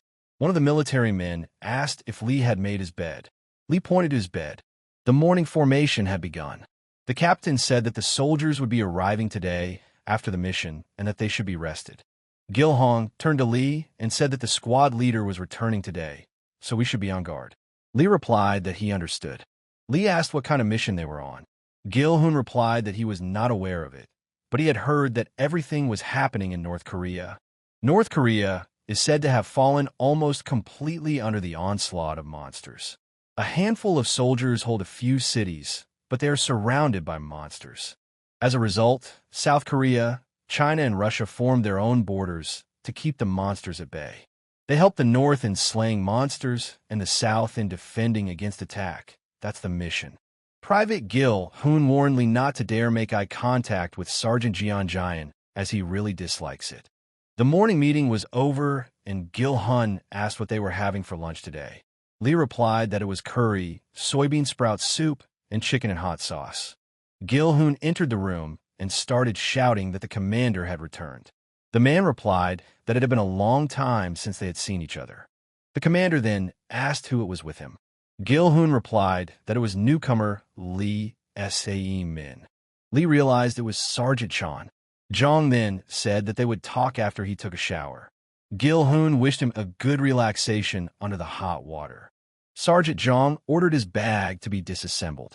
Gil-hoon replied that it would be done. The boys set to work, and Lee told Ji-hoon that the odor would not wash off even after 10 washes. The private laughed and said it was true. Suddenly, a monster head fell out of the bag.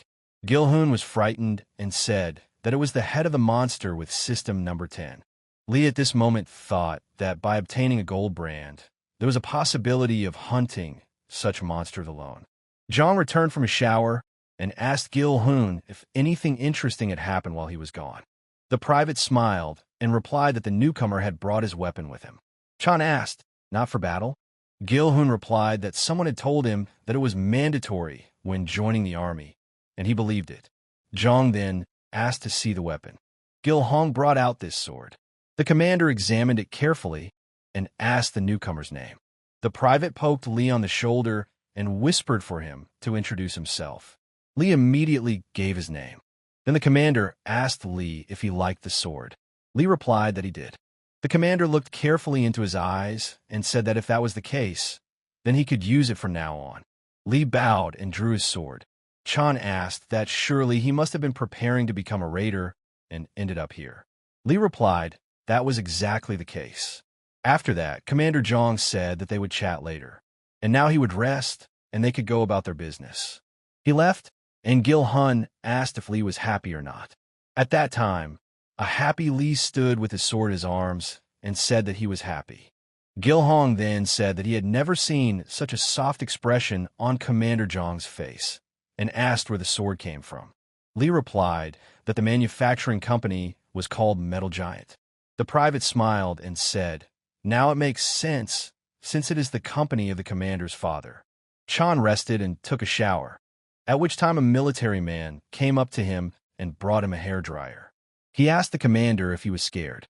Chan replied that if you do everything by the book, there was a chance of walking away uninjured, but if you make a single misstep, you could die. Li and Gil-hong witnessed this conversation, and Li told the commander that he looked like a great warrior. Gil-hun smiled and told Li that he was a toady. Evening came, and it was time for the evening formation. The commander asked where the newcomer was. Li immediately introduced himself. The commander then ordered him to tell him who Brucus was. Li began to tell him that Brucus is listed as System Number 23, also known as the Earth Dog. They have strong jaws and sharp teeth, attack in packs, so it is quite difficult to cope with them. Occasionally, a Brooks warrior can be found among them. His size and attack power are greater than a normal Brooks. That's why some people categorize these monsters as two different species. The commander was surprised and asked if he had studied monster science or something like that. Li replied that he was just a regular guy who dreamed of being a raider. One of the military men said that it wasn't bad. Gil-hun smiled and replied that he was the ace of their squad. The commander added that in addition, Brooks have a hard shell and asked Corporal Yu where they should attack the monster in that case. Yu replied that he should hit the stomach, since due to its poor eyesight, it is a blind spot for the monster. However, it is necessary to attack quickly. The commander said that was correct, but if they missed, the sword would bounce and they could hurt themselves. And now they're going to practice striking. Li was very excited, as it had been a long time since he had practiced with a sword. The boys started the drill. Gil-hong observed Li and said that he was pretty good with a sword. Li thanked him. Corporal Yu also said that Li was just a genius. Li was very embarrassed and replied that he was just like everyone else. Suddenly, this fascinating conversation was interrupted by an unusually loud signal. Li immediately realized that it was an air raid. The commander immediately gathered the entire squad and informed them that the Bruxes had been discovered, and it was necessary to exploit their weaknesses, as they had been trained to do. And he also ordered no one to die, as their relatives would receive a pittance for their deaths. The order came to go on the attack. The military rushed forward. It was announced that the object was stepping on a mine. It was necessary to disperse and go on the offensive. After reaching the right point, Li saw a whole swarm of Bruxes in front of him. This would be his first experience with live monsters since that incident. The squad stood in front of the swarm. The commander gave the order, everyone take up positions, and when ready to engage. The military began to advance, one of them shouting that it was time to crush these things. Meanwhile, Gil-hun ordered that Li should stay behind him. Li replied that he accepted the order, and at the same moment, a huge monster appeared behind Li's back. Li immediately reacted and attacked it. Gil-hun turned around and watched Li bravely fight him. Eventually, Li stabbed his sword through that monster. Gil-hun said that he was a great young man. Li thanked him for saying that. After that, Li looked around and realized that there was no end to these monsters. Suddenly, one of the soldiers began to scream, loudly in pain. Just then, Lee noticed that a Brookis warrior had appeared. He was huge in size, and his eyes shone with a bright red light. The soldiers started shouting to the commander to stop him. The commander gave the order to assist the comrade. Suddenly, Lee noticed Brookis grabbing one of the military men with his claws, and that creepy picture of the monster biting in G's shoulder appeared in front of his eyes again. Hate and anger overwhelmed him. Lee grabbed his sword tighter and rushed forward. Gilhong noticed this and tried to stop him. Brookis was about to bite the head off the military man when suddenly Lee stepped between him and the monster. He threw the first punch and scared away.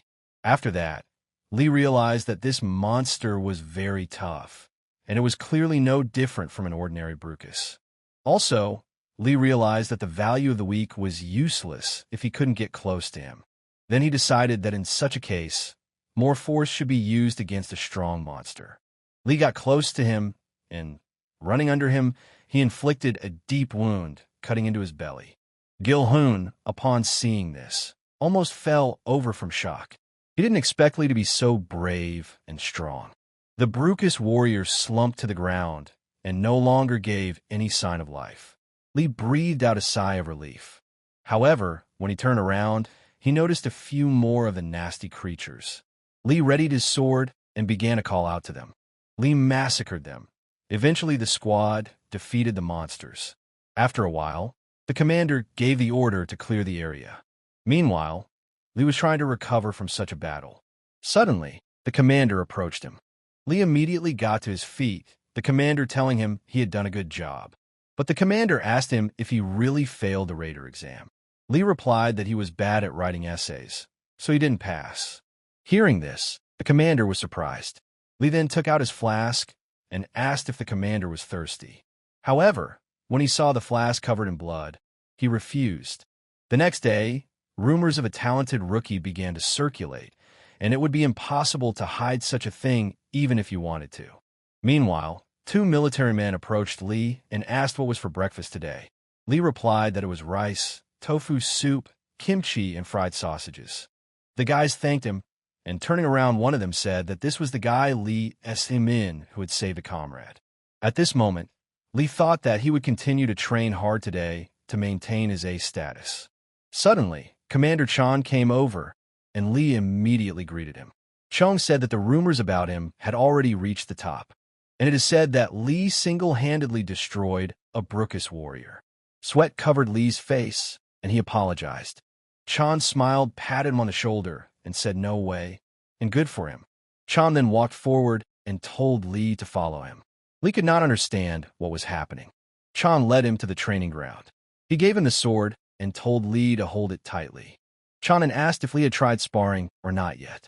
Lee replied that he had practiced it before. Chan then grabbed his sword and flung himself at the attack, telling Lee to try and block it. Lee blocked one sword strike after another. At this moment, he was thinking how fast he was. Each of his punches is more powerful than the previous one. It feels like he's been practicing over the same technique for a very long time. Chan finished and asked Lee how he felt about it, and suggested this time that Lee should try to attack. Lee remembered and asked the commander regarding the sword. Chan replied that his sword was made where his sword was made. Chan said he has the Model 152, a high-end product of the company's metal giant, and Lee has Model 138, a training sword. It has elegance and power. Chan said that Lee has good taste. Lee thanked him, and Chan said he shouldn't thank him, as he hoped Lee would continue to use him as his weapon. Lee and Zhang then continued their training. Gil-hoon and Corporal Yu watched from the sidelines and discussed that the duel between the recruit and the sergeant looked exciting. Gil-hoon said that Lee was holding up pretty well. The corporal told him it was time for them to leave and not to gawk here. Meanwhile, Lee realized that every attack of Chan was a step towards victory, and if he missed a single blow, he could be on the verge of death. This is a completely different level from Yubai. Lee realized that it was simply unbelievable. They finished the fight, and Chan said Lee did well, held up really well. Lee thanked Chan for his work. Chan then asked Lee if he thought Chan would be able to become a raider once he finished his service. Lee replied that it's a given since Chan is incredibly strong. Zhang then said that his skills have improved during his time here. Lee at this point wondered if his skills were improving. He then asked Chan how he ended up on the team that was going on missions. Chan replied that he volunteered because he did not want to complete his service without any results. Also, Zhang revealed that his father was ashamed that he had failed the Raider exam. Lee asked him what was overseas. Chan replied that it was hell and didn't add another word. And then Lee understood. He asked him why the mission was in North Korea. Chan said it was an intelligence matter. They were told there was something there, but they wouldn't give details. Chan then said that if Lee was so curious, he could go there once himself. Lee was surprised, and Chan said that if one is interested in finding out what's out there overseas, the only option. Lee started to say that he only wanted to inquire about his activities. Zhang asked him not to pour in here. That same night, Lee and Corporal Yu were on guard duty. They were scrutinizing the border through binoculars. The corporal asked Lee what kind of monster was out there that looked like a deer. Lee said that it was a monster with system number 11, called Bugak. His specialty is his huge horns. You must be extremely careful with them, as the body will begin to rot as soon as you touch its horns. The corporal asked Lee if he would continue to try to become a raider after he left this place. Lee replied that he would, and the corporal revealed that he was thinking of scoring that dream. Lee asked why that was so. The corporal replied that if Lee had failed, what was there to say about him? Upon hearing this, Lee said that he did not understand why he was saying that. The corporal said he'd tried more than once and ended up here. And there's more than just the Raider's way. Lee smiled and said that he could do it all, and if there was nothing to do, the corporal could try his hand at modeling, because such a face was missing here. The corporal asked not to talk nonsense. Suddenly, they noticed something strange near the border. The corporal turned on his flashlight to look around. Suddenly, they saw the shape of a man. The corporal immediately ordered Lee to alert the squad. Lee relayed over the line that this was a squad of immortals, and an unidentified object, male, looking about 20 years old, was approaching them from the north. Meanwhile, the man hid behind a tree while the monster was behind his back. Lee wanted to rush to his aid, but the corporal said you can't cross the area without permission. Suddenly, the man started walking forward, and the monster noticed him. Lee and the corporal started yelling at the guy to get out of there. However, the man stretched his arm to the side, and the monster's head fell from his shoulders as if it was not a hand but a sword. Lee and the corporal couldn't believe their eyes. The man then yelled for help, and after that yell, he disappeared from sight. Since then, no one has ever heard from that man again. No one ever saw him again. As time passed, during one of the lunches, Lee asked the corporal if it was true that a new group was being formed for the mission. The corporal replied that it seemed so, and asked if Lee wanted to join. Lee replied that he wanted to volunteer. Then the corporal said that Commander Zhang is strong, but even he comes back from missions shabby. And most of the soldiers come back in critical condition, and so don't come back at all. Lee replied that he still wanted to give it a try. Gil-hoon asked that does Lee really want to get stronger? Lee replied that he did too, and was actually curious to know what was going on there. Then the corporal got up from the table and said if so, Lee would follow him. The corporal knocked on the commander's door and was allowed to enter. When he entered, the corporal saw that there was someone else present. He apologized for interrupting the conversation and asked if they could come back another time. The commander gave him the go-ahead to speak, and then the corporal said that they wanted to volunteer for the mission. Hearing this, the unknown man was greatly surprised and asked how they knew about the mission. Lee looked at him and couldn't understand what was wrong with his face. Meanwhile, the man asked if they wanted to join the team. The corporal replied that he and Private Lee Simin wanted to participate in the mission. After that, Zhang suddenly stood up from his seat. He walked up to the boys and ordered them to give their names. The boys introduced themselves in one voice. The man looked at Lee carefully. Then he put his hand on his shoulder and said he had a great attitude and welcome. A short while later, Lee and Corporal Yu were already riding in the car with the team to the mission. Lee asked the corporal why he had decided to join after all, for he had originally been adamant. The corporal replied that it was simply time to get the rank of sergeant, and if he stood idle, he would be kicked out of the army. So he thought it would be a good idea to become something like Commander Chan. Plus, now he had a fun new recruit. Lee laughed and thanked him for the compliment. The corporal grabbed him by the neck and told him to watch his back in North Korea, or he would be a sewing machine when he returned. Lee asked fearfully what that meant. The corporal smiled and replied that it meant he would be darning socks. Lee then asked if the corporal would do it with him. After a while, the team arrived at the designated location. The commander gathered everyone and thanked all the volunteers for joining their ranks. Then he said it was time to start the briefing. The destination is Pyongan Province, and there they will have to meet the horizon and return back.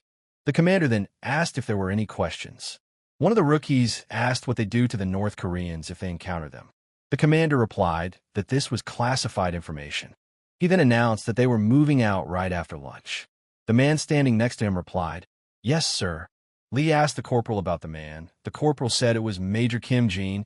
He was the head of the unit. Lee then looked at Major Kim carefully. He noticed that there was something eerie in his eyes. The squad set out on the mission. After crossing the demilitarized zone, they had to walk. Since monsters are sensitive to exhaust fumes and smoke, and this can provoke them. On the way, the corporal told Lee that Commander Chan said that this place was a real hell, but there was nothing special here. Lee said that it was suspiciously quiet, not even a single bird, and if there are no animals in the forest, then the reason is obvious. There are a lot of monsters here. Saying this, Lee started to feel nervous for some reason. Even his aura shone with a bright blue light. Suddenly, Lee grabbed Corporal Yu's arm and said he had something under his leg. The corporal looked at him tensely. Not even a second later, there was suddenly an explosion. Major Kim started shouting that it was Statum. Statum, a monster with system number 185, an unusual species that hides in the ground and then explodes afterward, delivering a series of wave attacks. The shockwave threw Lee back several meters. The corporal managed to grab him with one hand, holding onto a tree. A huge cliff formed beneath them. Holding on with one hand, the corporal tried to bring Lee to his senses. Finally, the corporal lifted him up and asked if he could fight. Lee replied that it was all right and he was ready.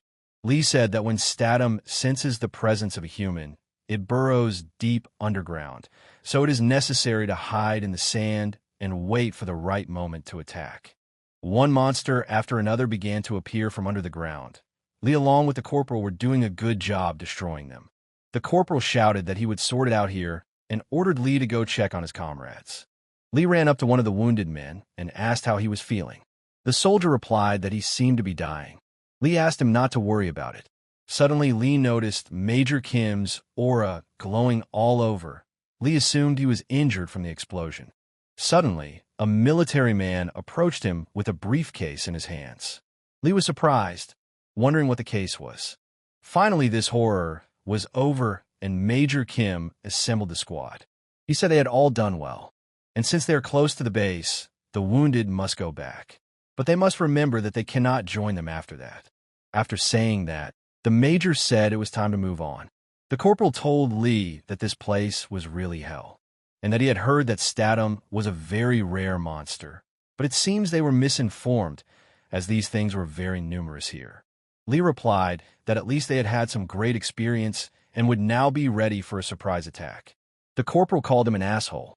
At the end of the first phase of the mission, there were 2 wounded and 48 soldiers left.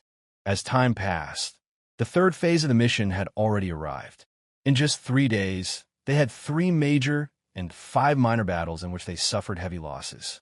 Major Kim reported that it was time to make a halt. He said to expect them to be here. The commander ordered the soldiers to keep their guard up. The corporal told Lee that they were not even told what to expect. Lee replied that soldiers like them were just pawns in this mission, and no one would consider them. The corporal turned around and walked.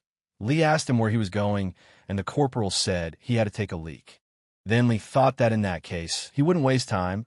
He decided to practice his aura. Lee noticed that the more they went north, the stronger his aura became. There was definitely something affecting it here. Suddenly, Lee felt something moving and heading straight for them. Lee shouted loudly that the monsters were approaching them. The warriors went up and asked if it was true. Lee said that he could clearly feel several individuals. He held his sword tightly in his hands and began yelling for them to come outside already. Suddenly, 3 men appeared before them. One of them said that it looked like they were being met by energetic comrades from the south. The military were shocked, the man said. His name is Lee Gil-han, and he is not a monster. Major Kim approached him and said that there was a feeling that the number of monsters had increased compared to last time. Lee Gil-han replied that they had, and they had noticed some changes in their behavior. He then asked if they had brought what they were supposed to bring. Major Kim beckoned, and a military man brought the briefcase. The major took the briefcase and asked Gil-han if he would check. Gil-han replied that there was no need for that. Lee watched from the sidelines and wondered if the wads of money were there or the gold bars. The corporal told him not to think about it. The corporal then asked Lee that he was the one who had yelled that monsters were coming toward them. Lee scratched the back of his head and replied that aces were sometimes wrong too. Lee then asked the corporal if he wasn't interested in what they were risking their lives for. The corporal replied that he was not really interested, and he knows from experience that sometimes it's better to close your eyes and plug your ears. Lee thought about those words for a moment. As night fell, the squad, along with the North Koreans, moved on. Gil-han asked the major if their older comrades had returned home. The major replied that everything was all right. Gil-han said he was very sorry that they lost so many people, and he is sure that their families have been properly taken care of. Then they reached a certain part of the road, and Gil-han said that it was better for them to separate at that place. The major asked why it was necessary. Gil reminded him that he had said that the monster's behavior had changed, and there was a whole crowd ahead, so it was better to go around them. Gil-han began to claim that a whole crowd of kinesis had suddenly appeared in these parts, and if Major Kim doesn't believe it, he can personally verify his words. The major looked at him carefully. Meanwhile, Lee asked the corporal why they had stopped. The corporal replied that he thought it was strange too. Lee asked what they were talking about there. Then the corporal asked him what kinesis were. Lee replied that they were plant monsters. They're also said to look like roses. The monster stands still, but as soon as it spots its prey, it pounces on it with lightning speed. Suddenly, a North Korean military man appeared behind Lee's back and said that he knew quite a bit about monsters. Lee thanked him. Lee then asked what his name was because he couldn't see the name embroidery on his uniform. The North Korean replied that it was because they were not as rich as South Koreans. Lee apologized and said that he didn't mean that at all, and added that they had come such a long way because of them. The North Korean replied that, of course, they personally wanted to meet their comrades from the South. Lee then said that it was so great to meet them and gave his name. The North Korean replied that his name was quite common. And then the North Korean added that he didn't see the point of introducing himself anyway, since this was their first and last meeting. Immediately after these words, kinesis crawled out from under the grass. Lee started shouting that it was a trap. Major Kim grabbed Gil-han and called him a bastard. He started to say that he thought he was confused, and the monsters had positioned themselves here, not a little farther away as he had assumed. The major was furious and began to ask why he had done this. Smiling, Gil-han replied that he was sure Major Kim knew the answer to that question. Meanwhile, Lee started yelling for everyone to retreat. But suddenly he was stopped by a North Korean military man. He said Lee was in good shape, and he couldn't let him go so easily. The North Korean began to attack. With his blow, he threw the plant at Lee. The guy managed to dodge. Lee wondered how this was possible, a joint attack with demons. Clearly these North Koreans were hiding something. Lee started yelling and asking where Corporal Y. He looked around, but he was nowhere to be seen. Suddenly the corporal called back and shouted that he was here and that they should run away from here immediately. Meanwhile, Major Kim was fighting Gil-han. Gil-han asked him that didn't he know it would turn out this way when the enemy was destroyed. An angry Kim started yelling that there had been a coup while he was gone. Gil started laughing and, calling him a jerk, replied that he was. After that, Kim attacked by concentrating his aura, and Gil-han was thrown back. He called Kim a freak out of anger. Kim started yelling that he should not underestimate him. Suddenly, the North Korean attacked and threw a knife at the major. The knife flew right into Kim's shoulder. He fell to the ground, and blood spurted from his mouth. Immediately, a flower appeared above him, opened its bud, and began to engulf Major Kim. But suddenly, Major Kim's aura shone incredibly brightly. and the flower was torn into several pieces. Kim pulled the knife from his shoulder, and his eyes were filled with madness and rage. Lee watched from the sidelines and realized this was a problem. Major Kim had definitely lost his mind, and this way they could all die. Lee then told the corporal that he would make a path and asked him to follow him. Corporal and Lee were surrounded by flowers. No matter how many they destroyed, new ones appeared each time. And suddenly Lee noticed a small passage between the monster plants. He immediately thought it was a chance. Lee started to yell to the corporal, but when he turned around, he saw the corporal sitting on the ground, clutching one side. And at that very second, North Koreans appeared behind the corporal's back and ran at him with guns. At this moment, Lee realized that this was a great chance to escape. Except he wasn't a coward. Lee grabbed his weapon tighter and ran to defend the corporal. With a few movements of his sword, he dispatched the enemies. Lee then turned around and told the corporal to get off the ground. The corporal replied that he was trying to do so. Lee then walked over to him and helped him up. Lee asked that the corporal not give up in any way. He carried the corporal on his back and told him that they would surely survive and tell everyone that this place was a real hell. However, Lee and the corporal didn't notice at all that there was a live North Korean behind them. He pulled a grenade from his pocket, then ripped off the ring and threw it at Lee and the corporal, shouting where they ratted off to. A second later, there was a massive explosion. Lee was lying on the ground, and his torn helmet was lying next to him. Gathering the last of his strength, Lee grabbed his sword and noticed the North Korean approaching him. He had a knife in his hand, he told Lee, which proved to be quite survivable. Lee realized that he had only himself to rely on now. Reminding himself that he was not a coward, Lee gathered his remaining strength. His aura shone with a bright blue light. Lee shouted loudly and ran straight at the enemy. He slashed him with his sword and then fell to the ground exhausted. With his last strength, Lee yelled to the corporal and asked if he was okay or not. The corporal did not answer, and Lee continued to shout that he could not get up and needed help. "We have to get out of here and back to camp." Barely opening his eyes, Lee saw the corporal. He asked him for help. The corporal stood silent and said nothing. Lee tried to grab his pant leg. Suddenly, the corporal looked him straight in the eye and kicked him. Lee fell backward and could not get up. Suddenly, a strange North Korean appeared and asked the corporal that he had decided to run away alone to survive. He pulled out his knife and said that these Southerners had no morals left at all. After a while, Lee woke up in a very strange place. He couldn't move and realized that he was bandaged. Somehow, Lee got up and began to wonder where he was. He saw his sword beside him. Lee touched his weapon and began to wonder if there were any other survivors besides him. He leaned his sword against his chest, and suddenly a picture of the corporal betraying him and leaving him there appeared before his eyes. Lee then put the weapon back in its place and told himself it was best not to bring it up. Suddenly, he heard someone approaching. Lee immediately went back to bed and pretended to sleep. As he lay there with his eyes closed, the only thoughts in his mind were that he hadn't eaten meat, stewed or fried, in a long time.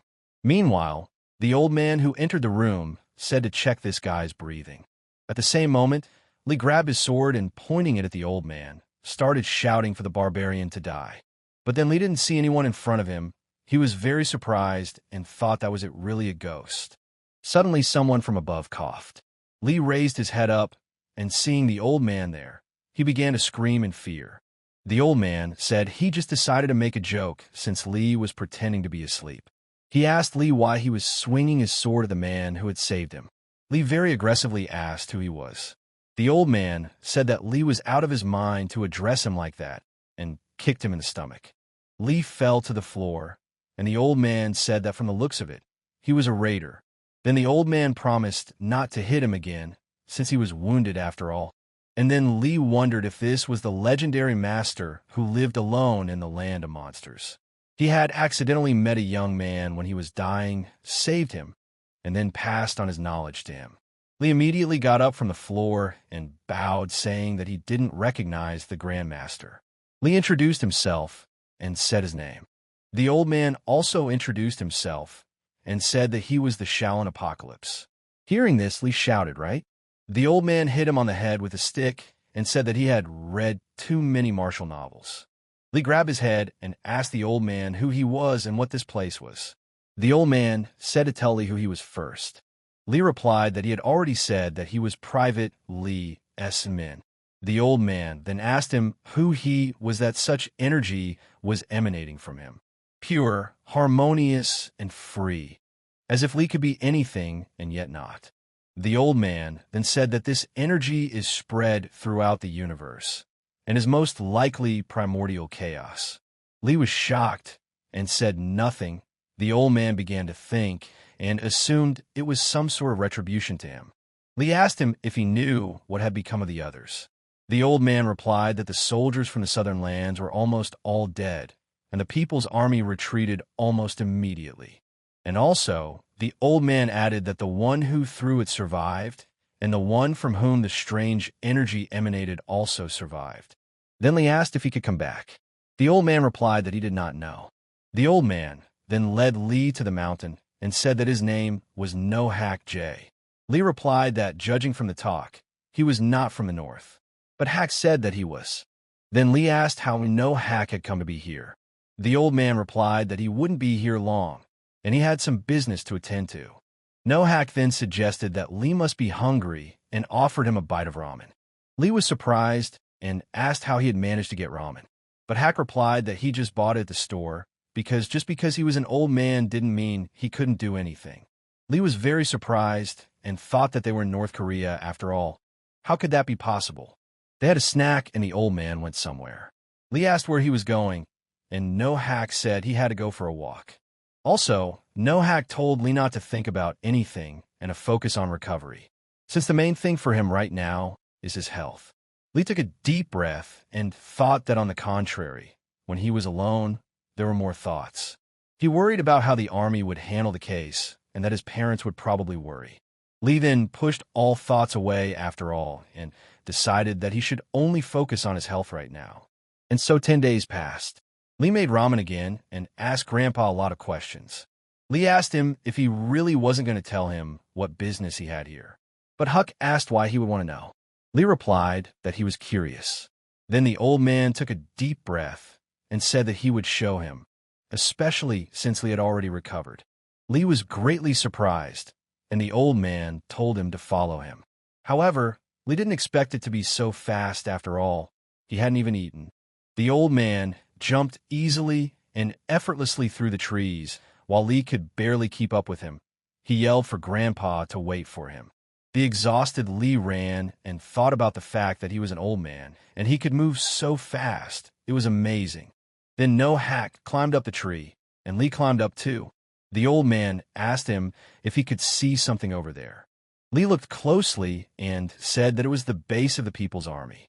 The old man nodded his head and said that that was where the evil was. Lee was surprised and asked if the old man was sure that evil was there. But Hack looked at him and said that there was a passage leading to hell. Lee took a closer look and thought that only one thing was clear: this place could definitely not be paradise. The old man stuck his hand in his pocket and asked how there was no way not to have a drink here. Lee asked for a sip too. The old man took a couple sips and told Lee not to even get his hopes up. Lee rolled his eyes. No Hack then revealed that the People's Army was conducting its biological experiments in that place. Lee was surprised and asked what other experiments. The old man said that they were conducting them using this tremendous power. And then No Hack added that they, South Koreans, are no different from them. They don't even know what it is, but they insist that it is theirs. Lee asked what it was all about. The old man replied that there was a sinister power there that shouldn't be here. They continued on their way through the forest. Suddenly, a strange man with a very strange energy appeared on their path. The man told the old man that he sensed something strange here and asked what the other puppy next to him was. And felt that this man's aura was exactly the same as the one in the pit. Meanwhile, the old man told him that they had not seen each other for a long time and called him by the name Pac-Man. The old man also added that he thought Park was now in Gaichin. The man replied that he heard the news of his appearance and came down immediately. Hack thanked him for coming out to meet him. The old man then told Lee to step forward. Lee asked what he was going to do. Hack replied that he would probably have to fight him. Meanwhile, Puck had already prepared his weapon. Lee stood still. The old man asked if he really wanted to fight him himself.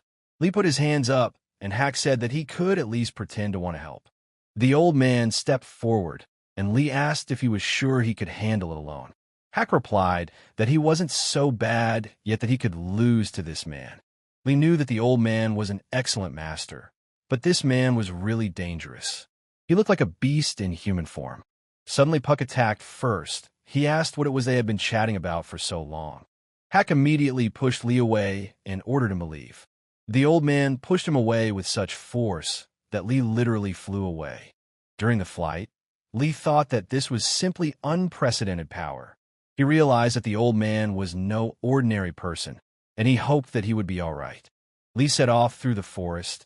He ran for a long time and thought he was almost there. Suddenly, a monster appeared in front of him. Lee immediately knew it was Jarg. He reached for his sword and suddenly realized he had left his sword behind. Jarg's eyes were filled with rage, and he growled loudly and aggressively. Lee didn't know what to do. Then he held out his hand and stepped forward. And what was his surprise when Jarg leaned against his palm like a dog. Lee said that he didn't want to die either, after all, and suggested that the doggy come with him. Lee went forward, and Jarg followed him. Soon Lee came to the camp where he was cooking ramen and began to draw a bucket of water. Then Lee asked Jarg if he was hungry or not. He tossed him a piece of meat and said that if his teeth were in place, he could eat it. While Jarg enjoyed the meat, Lee thought about how not long ago he thought he would pass the Raider exam after the army. Now he's sitting here with some beast and waiting for an obscure old man. Life is a very interesting thing. Lee closed his eyes and took a short nap. He dreamed that he was in his apartment watching the past him sitting at his computer. Two versions of Lee find themselves in the same place. The fat loser who stands still and the determined guy who finds his strength every time. Suddenly, Fat Lee turned around. His eyes were gouged out and blood was flowing from them. Then his eyes shone with a bright red light, and he attacked Lee as if he wanted to bite him. Suddenly, Lee woke up and saw Jarg trying to bite his head off. Lee immediately grabbed his sword and destroyed him. Lee took a deep breath and, calling Jarg a baby, said that he had even fed him. After all, Lee understood that beasts were like that. Jarg was just temporarily obeying him, but instincts always trump reason. Lee looked at his reflection in the river and realized that, unfortunately, this is always the case in life. Evening came, and finally Grandpa came back. Lee began to ask if he had any wounds on him. Huck asked if there was anything he didn't like. Lee laughed and replied that a man like him could probably handle him without difficulty, and the old man tapped him again with his stick. Lee grabbed his nose and asked the old man if he had won or not. Huck replied that it was a draw. Suddenly the old man called him by name. Lee was surprised and asked what was wrong.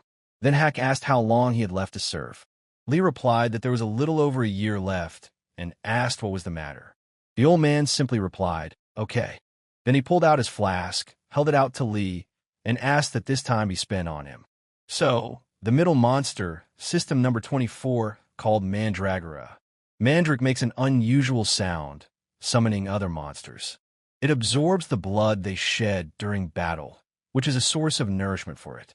Mandric had summoned various monsters to one place, and now Lee decided it was his turn to intervene.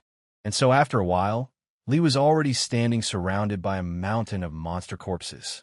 Lee then looked at his sleeve and was upset that it was torn, since he only had one garment.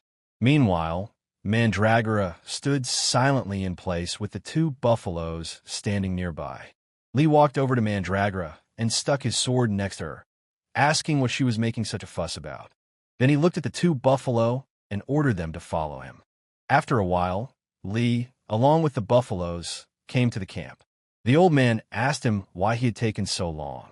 Lee replied that he had only recently left. The old man called him slow. Then Lee replied that with such a temper, he had a good chance of being alone. The old man rolled his eyes and asked if he had found Mandragora or not. Lee replied that he had. The old man smiled and asked how he was.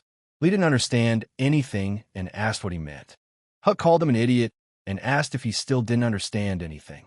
Lee asked for a better explanation, and he said it wasn't the army, so he didn't have to be picky. Huck called him a douchebag.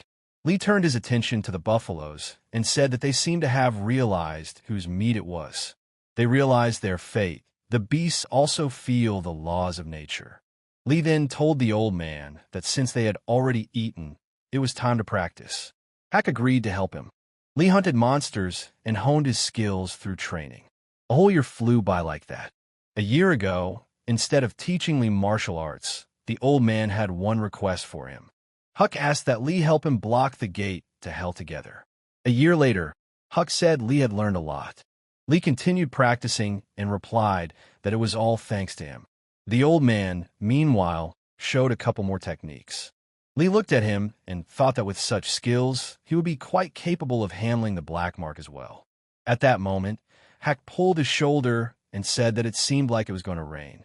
Lee, meanwhile, realized that if they failed to close the gates to hell, evil demons would continue to crawl out of there, and the world would be on the brink of destruction.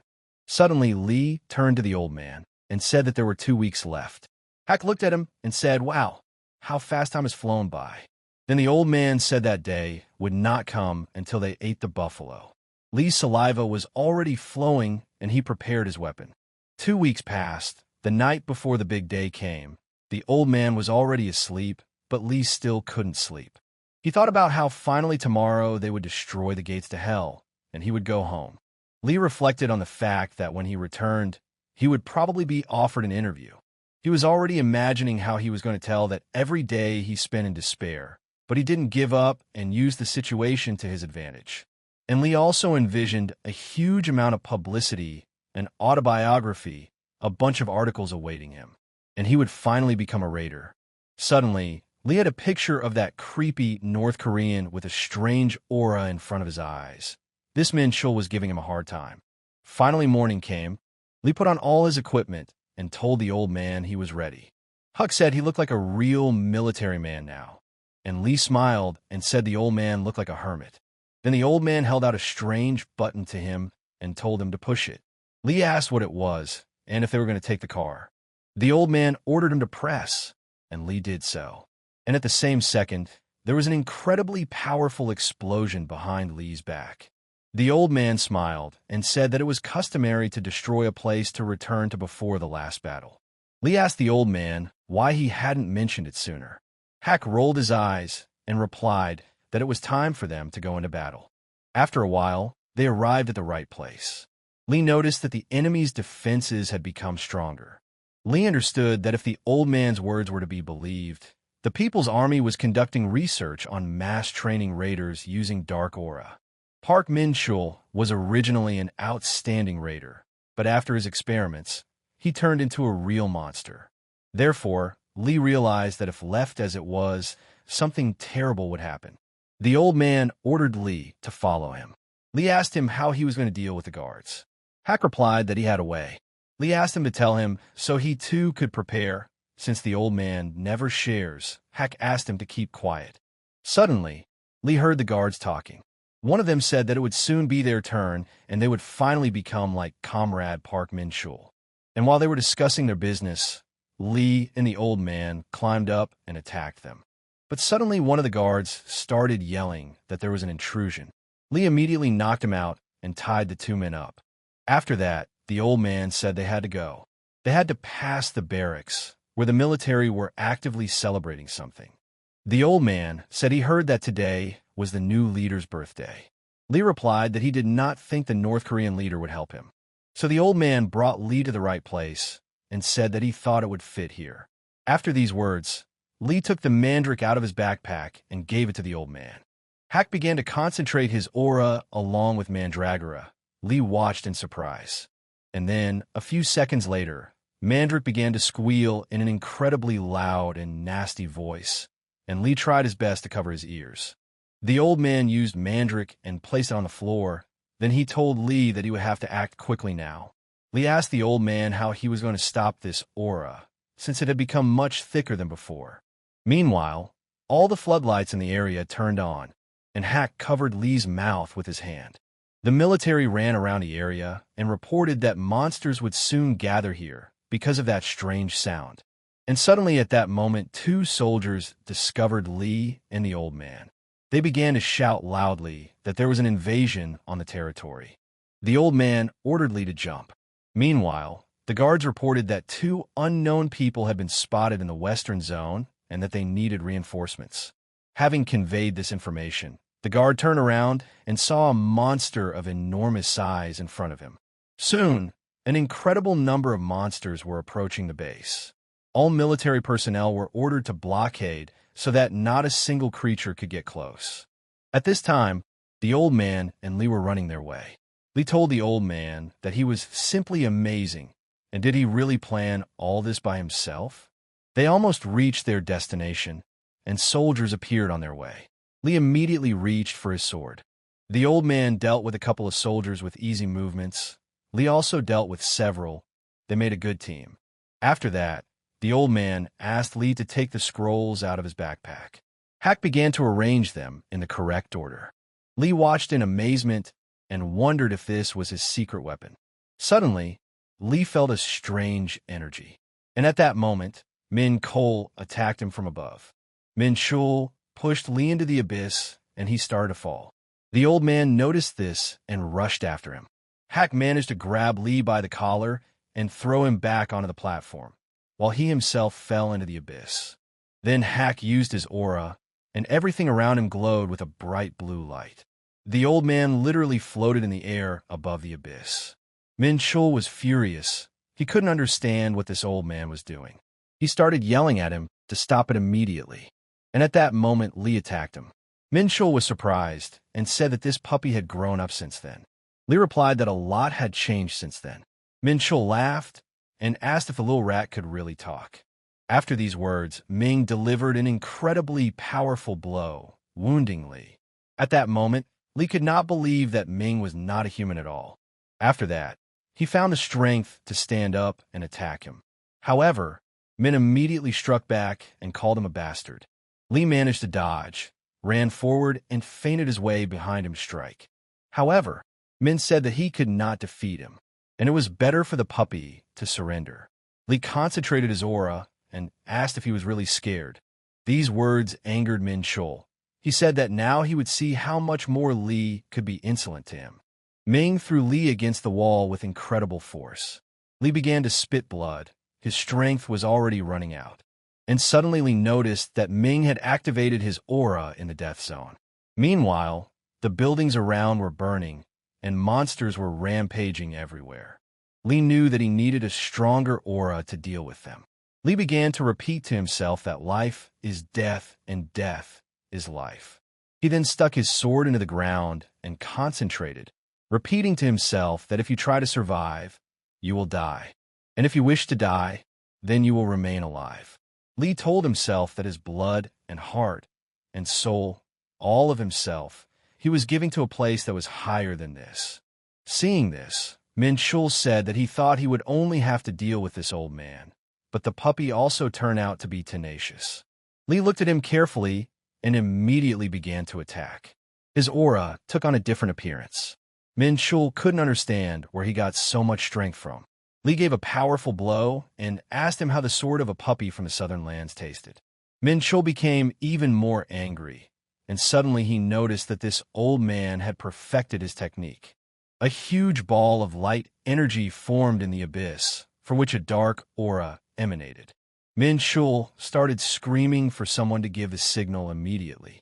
Fury and hatred overwhelmed him, and he screamed that he would destroy them. After these words, he attacked Lee. Meanwhile, the military tried to correct the situation and destroy the light ball. However, they were unsuccessful. Old Man Huang was shining with bright energy and was twirling a golden scroll in his hand. The soldiers realized that it was time to run away from this place as far as possible. Meanwhile, the old man finished what he had started. Lee ran to the edge and asked Grandpa if he was okay. Lee looked him in the eye, and he thought, "This is incredible. He single-handedly destroyed this hole. Lee would like to reach that level someday, too." And suddenly Lee noticed that a huge, terrifying monster had appeared behind the old man. Lee began to scream, but the monster immediately pierced the old man's body with its hand. Lee recalled one of his conversations with his grandfather. Lee asked him how it came about that he ended up living alone in such a place. Hack replied that it was all because of past mistakes. Lee asked what mistakes he had made. The old man said that he had acted immorally in the name of well-being, deceiving others for the sake of his own glory, and thought only of himself. Lee was surprised and asked if not everyone lived like that. Hack replied that there were others. Hack asked Lee that he was not the same person now, and Lee replied that he was right. Hack said that after spring comes summer, and after summer comes autumn and winter. Anyone can change if they want to, but there are things in the world that never change. Lee asked what these things were. What the old man said next, Lee no longer remembers. However, Lee had no doubt that Hack was now much stronger than before. After the monster stabbed the old man, Lee immediately rushed to his aid. Min-chul ran after him, and suddenly Lee heard Hack asking him not to come closer and run away from here. As soon as Lee realized what he wanted to say, he ran away. He ran further and further and saw himself in the past. But people change, and as he went along his journey, Lee met many who were kind to him. So Lee couldn't run away and leave his loved one in trouble. He concentrated and struck the monster. After this impact, there was a huge bright flash of light, and suddenly everything around went dark. Lee couldn't understand where the aura had gone, where he was, and why there was nothing here but darkness. He began to suspect that there must be something somewhere. Lee struck again, and the glass in front of him cracked, and a blinding light shone from it. Lee could barely make out the image of a man there, but he couldn't figure out who it was. Lee wanted to approach him, but suddenly he began to fall down into a black hole at an incredible speed. It was impossible to get out. As he fell, a city flashed before his eyes, then the jungle, then Antarctica, and suddenly he found himself in zero gravity, with the entire planet beneath him and emptiness all around. Suddenly, an image of an old man appeared and called him an idiot. Hack used his aura and ordered him to live.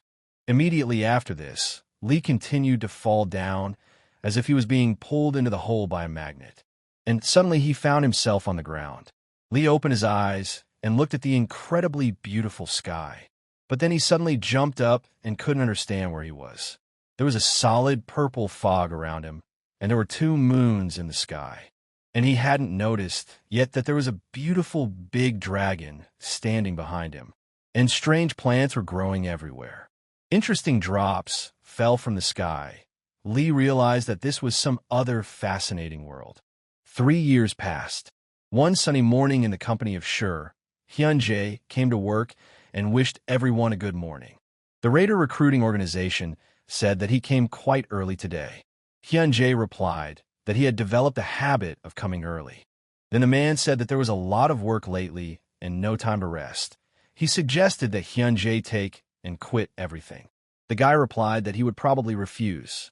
Finally, the briefing began.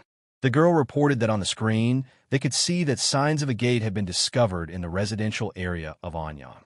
And according to the analytical note with the forecast of the gate's appearance, even raiders with a blue mark will be able to cope with them.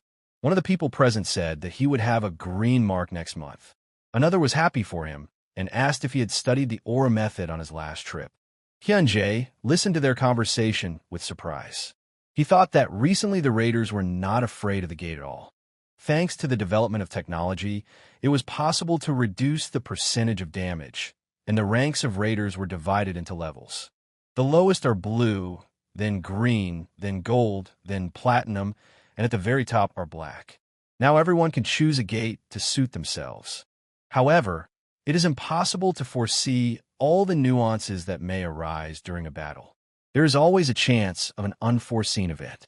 Suddenly, the girl turned to Hyun-jae and asked if he wanted to take on the upcoming raid. She also added that usually the most knowledgeable people lead the raid, and he had more experience. Hyun-jae was surprised and said that if necessary, he was ready. Suddenly another raider intervened and asked what was there to be proud of, so much experience and still a blue mark. Another raider also became indignant and asked why they decided not to consult with them. He said that he had passed the test and would receive a green mark from next month, and asked if it would not be better to entrust this matter to him. Then the girl said that in that case, Kim Dae-young would be responsible. Then she asked if anyone had any objections. Everyone said they had no objections.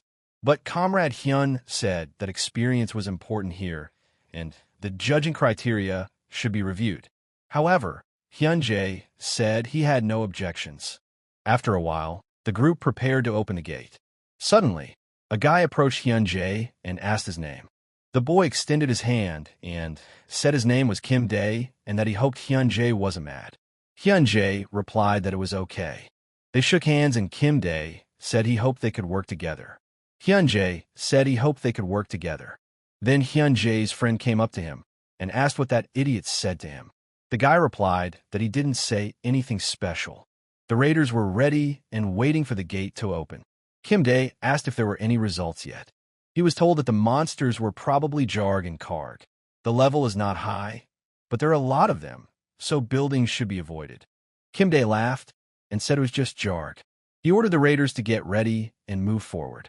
Suddenly, it was announced that there were 10 seconds left before the gates opened. The countdown began. The gate opened and a whole crowd of monsters ran out of it. They were all growling and running furiously straight ahead. The system notified that the monster check was complete. The monsters are pests under the system number 8, 30 monsters in total. The raiders prepared their weapons and went on the attack, some fighting with swords, some shooting with bows. Hyun-jae was doing a great job with his weapon and destroying the monsters. Kim Dae noticed that he still had stronger skills. Suddenly, the system notified that more monsters had been detected and that a check was underway. All raid members must prepare for a second attack. Kim Dae started shouting for everyone to take positions, as new creatures that were thirsty for death were about to appear. The gates opened and monsters under system number 9, called Karg, ran out from there. And suddenly something strange started to happen. Hyun-jae asked what was going on. They were told over the radio that the gate had suddenly increased in size, something that was rarely seen, but it was happening right now. Hyun-jae asked them to quickly ask for reinforcements. Meanwhile, the raiders bravely held their defense. Suddenly, Kim Dae approached Hyun and said that they didn't know what would come out of there yet, so there was no need to worry so much. Hyun replied that this was why they had to take action. Kim Dae smiled and said that it was either Jarg or Karg. Hyun got angry and started shouting that he didn't understand anything. At this point, the system notified that the request for reinforcements had been completed, and no matter what monster appeared, they should remain cool-headed. Kim Dae said he was already looking forward to seeing who would show up. Hyun-jae didn't understand such recklessness. And suddenly, a huge monster appeared from the gate. When Kim Dae saw it, he couldn't understand what it was. The system has reported that this is a monster pest with system number 43 called Drake.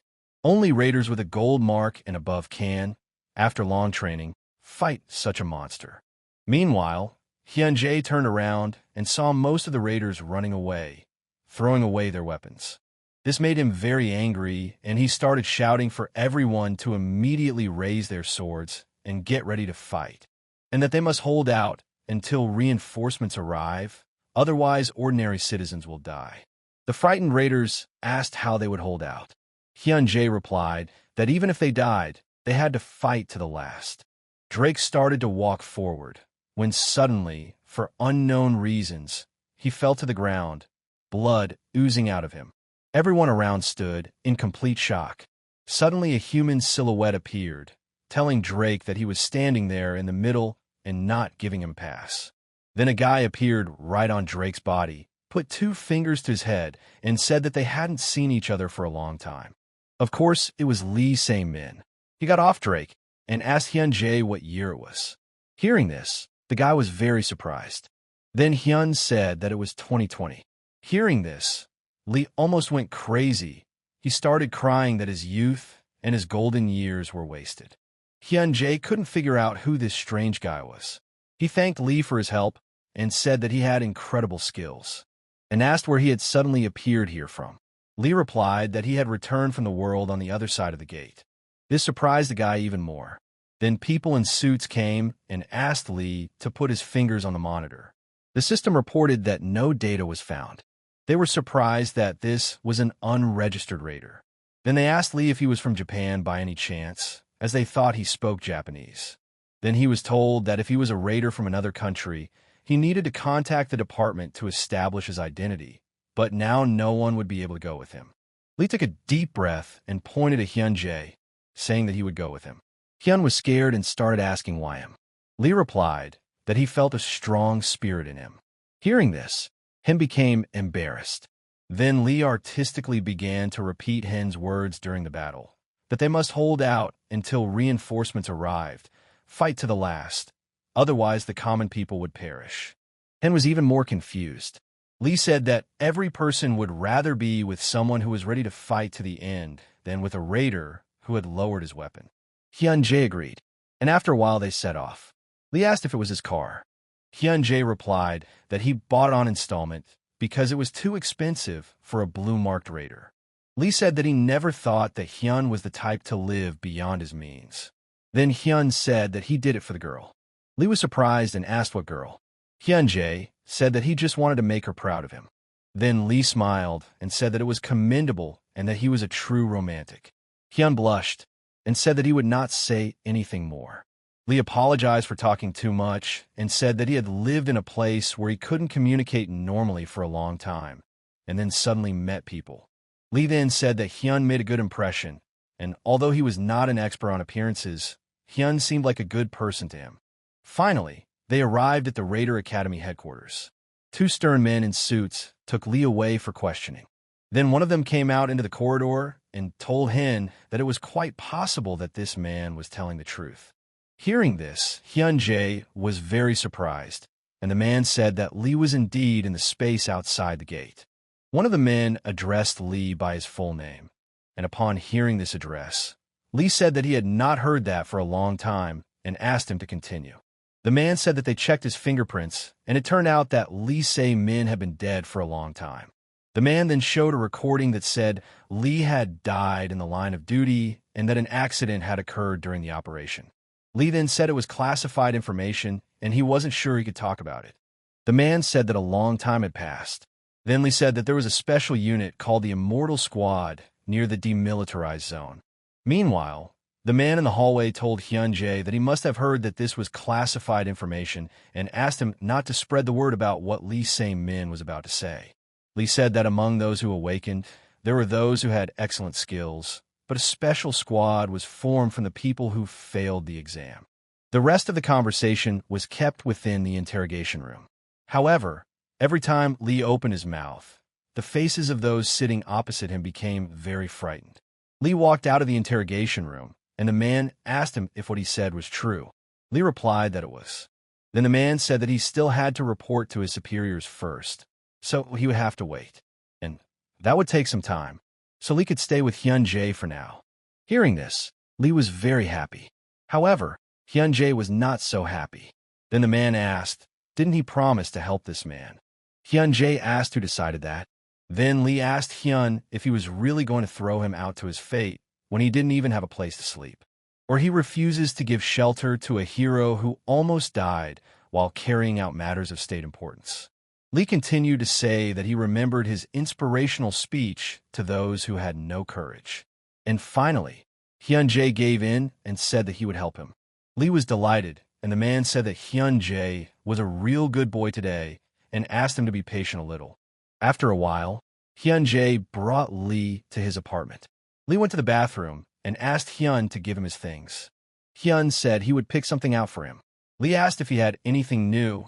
Hyun said they would go and buy him clothes later. Hyun handed Lee the clothes, and suddenly Lee opened the door and pulled out his underwear, asking him what he really liked. Hyun replied that it was a gift. Lee laughed and said that since Hyun gave him the underwear, it was a gift from his ex. Hyun told him to shut up. Finally, Lee came out of the bathroom and said it was amazing and thanked Hyun.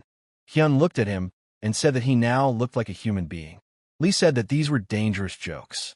Then Hyun looked at Lee's weapon and asked if it really came from the gate. Lee replied that he had said it 100 times already. Lee said he didn't want to remember it, because it was hell. Then Hyun asked if he should call his relatives. Lee lowered his head and replied that of course he should. Hyun immediately brought him a phone, but said that he would call later. Then Hyun said that they had to go. Lee asked where. Hyun replied that he had to buy clothes, but first he had to go to the barber shop. Lee said that even though it may seem that way, he knew what decency was, and he apologized to Hyun for causing him so much trouble. Hyun replied that Lee had destroyed that monster and that it was all a bonus to him. Then Lee smiled and said that if that was the case, then he needed to buy clothes and shoes. And he wants Korean beef for dinner today. Hyun started saying that when the bonus is distributed, it won't be that much. Lee said that in any case, he would have to push him aside for a while, and in exchange, he would teach Hyun martial arts. Hyun didn't know how to react. Lee hugged him and told him to calm down, since that's just his character. After some time, Lee was already sitting in the barber's chair, and he was complimented that he had very beautiful hair. Lee told the girl that her hands were much more beautiful. The girl became embarrassed and replied that Lee was a real joker. The master asked why Lee had grown his hair so long, and at first she even thought he was some kind of rock musician. Lee smiled and replied that if the raider job didn't work out, he might try being a musician. The girl said that she noticed that she was quite close with Mr. Hyunji, and she asked if they were colleagues. Lee answered that they were something like that. Then the girl asked if he was afraid to fight monsters. Lee answered that he was also a man, and of course he was afraid. However, raiders must learn to be friends with fears. The girl said that he spoke very beautifully and asked if this length was enough. Lee asked to do it as she thought necessary. Finally, the girl finished and said that next time he could call this number. Lee thanked her for being so beautiful and told Hyun-jae to pay and leave the girl a tip. Hyun-jae went outside and asked Lee why he bought a season ticket. Lee immediately reminded him about Drake. Hyun-jae was a little angry, but said that Lee could do whatever he wanted. After that, Lee and Hyun-jae went to a clothing store. Hyun looked at them in surprise and asked if Lee really wanted to buy this. Meanwhile, Lee stood happily admiring his new look. Hyun looked at it and asked him to choose one. Lee got upset and asked why. An angry Hyun replied that if he wanted to look like a normal person, he should listen to his opinion. In the end, Lee made his choice and bought the jacket, and the saleswoman wished them a good day. Lee took a deep breath and said that he couldn't refuse all three things. Hyun asked him not to go shopping alone in the future. Then Hyun suggested that they go out to eat somewhere, but Lee said that he wanted to go to one more place first. Since he needed to fix his sword, Hyun asked if it was even possible and if it would be easier to go buy a new one. Lee replied that Hyun simply didn't understand anything about weapons. A few minutes later, Hyun brought him to the designated location. At the entrance, two guys bowed to them and said that they welcomed them to the Ghost and Service Center. Lee said hello and said he wanted to get his gun fixed. The consultant asked what kind of gun he was talking about. Lee placed his sword on the table and said, "Here it is." The consultants immediately thought about the terrible condition of the weapon. The consultant could not understand where he got such a rarity from, since the 246 model has not been produced for a long time. He had the feeling that the sword had been in many battles, although its owner was a very young guy. The consultant said that the repair would cost a lot, so he could advise buying a new sword. Lee replied that he wanted to fix this one, because it's not just a weapon, it's his comrade in arms. Lee said he wasn't able to properly care for it, but he intends to continue using it. With great hope in his eyes, Lee asked if there was really nothing that could be done about it.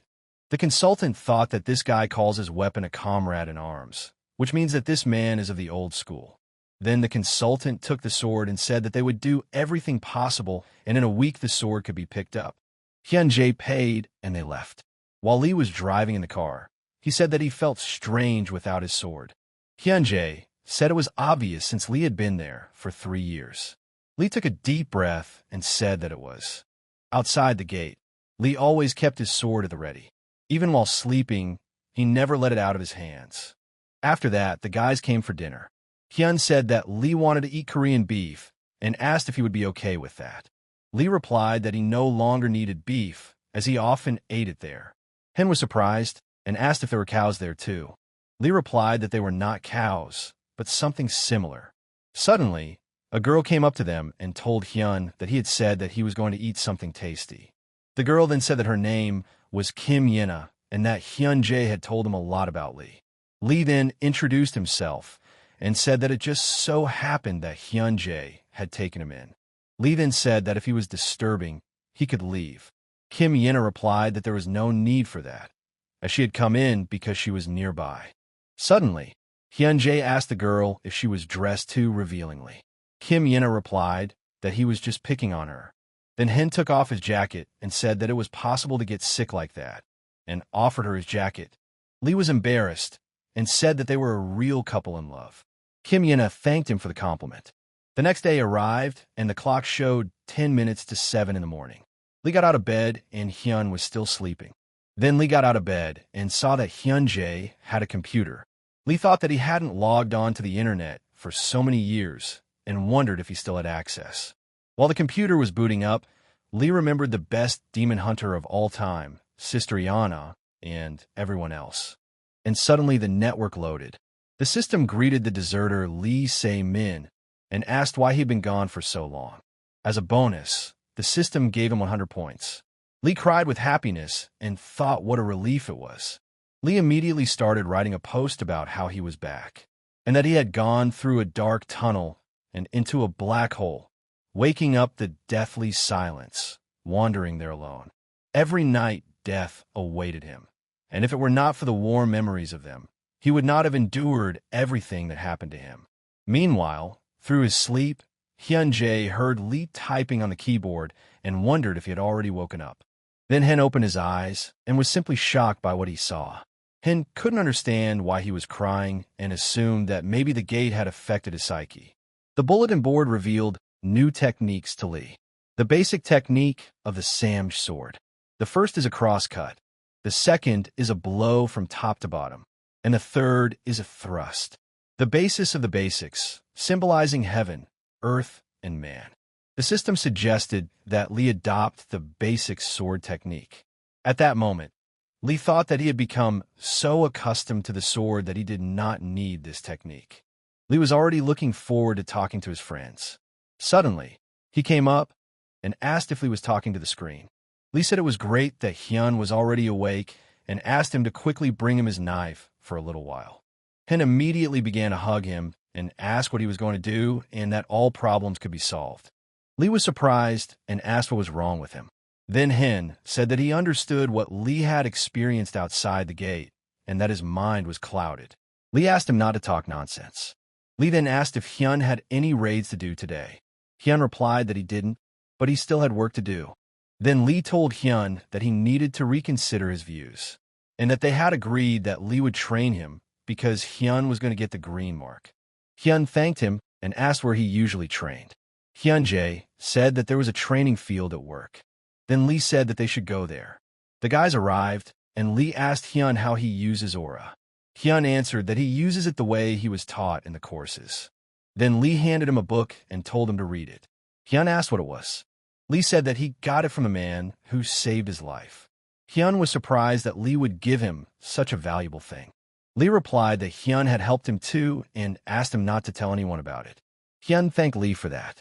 Lee smiled and thought how gullible Hyun was, and that later he would demand several times more from him. Lee then explained that the method of using aura cannot be changed easily.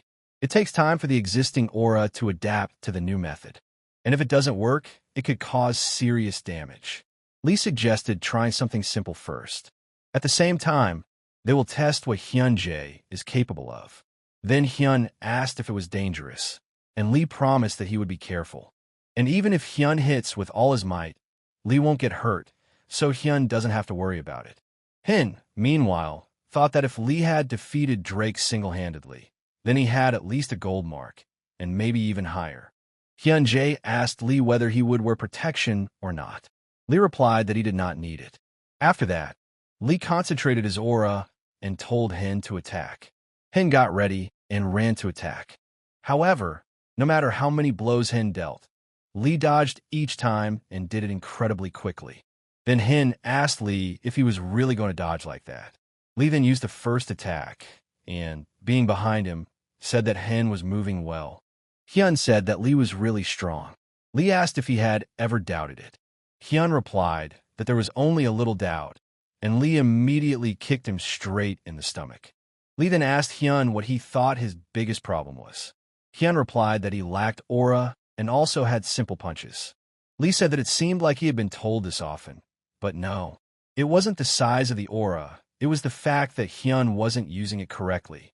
Hyun was surprised and asked what he meant by uses it incorrectly. Then Lee explained that aura and will are one. Movement and will are integrated with the aura. This is called Xingyiquan. And if Hyun is able to control the aura, then the problem is not in the size. Lee also said that the fastest emotion is the desire to kill, and suggested that Hyun attack him again, thinking that he wants to kill him. Hyun concentrated his aura and began to attack. Lee continued to dodge, but told Hyun not to stop. After a while, Hyun was lying on the floor, and Lee asked him to get up. Hyun asked to let him rest for a while. Lee asked him if he was ashamed to say such a thing and ordered him to get up from the floor immediately. Hyun asked how Lee managed to stay in shape without sweating. Lee then asked why Hyun sweated so much after just a few moves. Hyun realized that Lee was hinting that his level was very low right now. Suddenly, people in suits burst into the training room and started shouting Hyun's name. Lee asked who they were, and Hyun replied that they were his coworkers. The girl looked at him very aggressively. Then she walked forward. Hyun was surprised and asked Hwa and John if today wasn't their day off and what happened.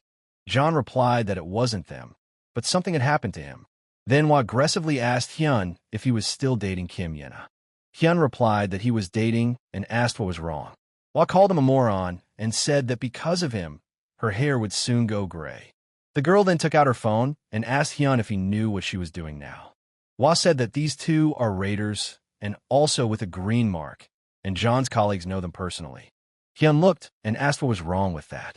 Hwa grabbed her head and hit Hyun in anger. John came up to greet Lee. John said that he had heard a little about Lee from Hyun Jae, and that he knew that Lee had returned from the gate. Lee said that yes, he had to try. John extended his hand and said that he was a blue-marked raider in Sher's company, and Lee extended his hand to him as well. John then said that the impulsive girl's name was Hwa and that they were on the same team as Hyun Jae. John also said that it was almost lunchtime and suggested that Lee go to lunch together, since their director really wanted to meet him. Lee accepted the invitation, and John yelled at Hwa to leave Hyun alone and come with them to lunch. John asked Lee how he had ended up in the gate. Lee replied that it was something they could discuss over a drink. Meanwhile, the motionless hen asked them to wait for him. Soon everyone was gathered around the dinner table, and the head of the Sher company, named Yu Sang-hyun, handed Lee his business card, saying that it was nice to meet him. He then asked Lee what it was like beyond the gate. Hwa said she wanted to ask that too. The girl asked if there might be other monsters there. Lee smiled and replied that the conversation could drag on like that. Then Lee said that every day in that world was like a living hell, and he had to fight monsters he had never heard of before. In the cold and hunger, he was forced to somehow survive. And one day, looking at his reflection in the water, another monster crept up on Lee. The head of the company asked if Lee belonged to any organization. Lee replied that, to be more precise, he was from the ground forces. After that, the chief asked Lee if he wanted to work with them. He said that he was not calling him to serve right now, but if work comes up, Lee can fight on behalf of their company. And with so many people on vacation right now, there aren't many remaining employees. Hwa laughed and said that the leader decided to go ahead. And then Lee said that he remembered Kai, who was the king of mercenaries. The leader asked what that meant, and Lee replied that, as they say, it was either life or death, and Lee would do whatever it took for their company. Hwa was delighted and said that Mr. Director was a great guy, and since there was a new member of the team, she suggested holding an initiation. Hyun said that he hadn't even signed the contract yet. Lee immediately stood up and started shouting that even though they were born at different times, if they were going to die, they would die together. After these words, they all clinked their glasses together and said that they were drinking to the dedication.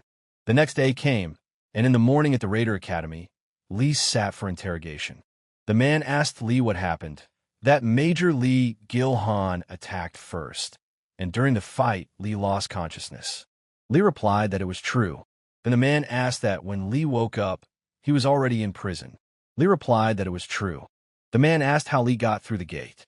Lee replied that he didn't even know, and that he heard something about experiments that they wanted to conduct on him.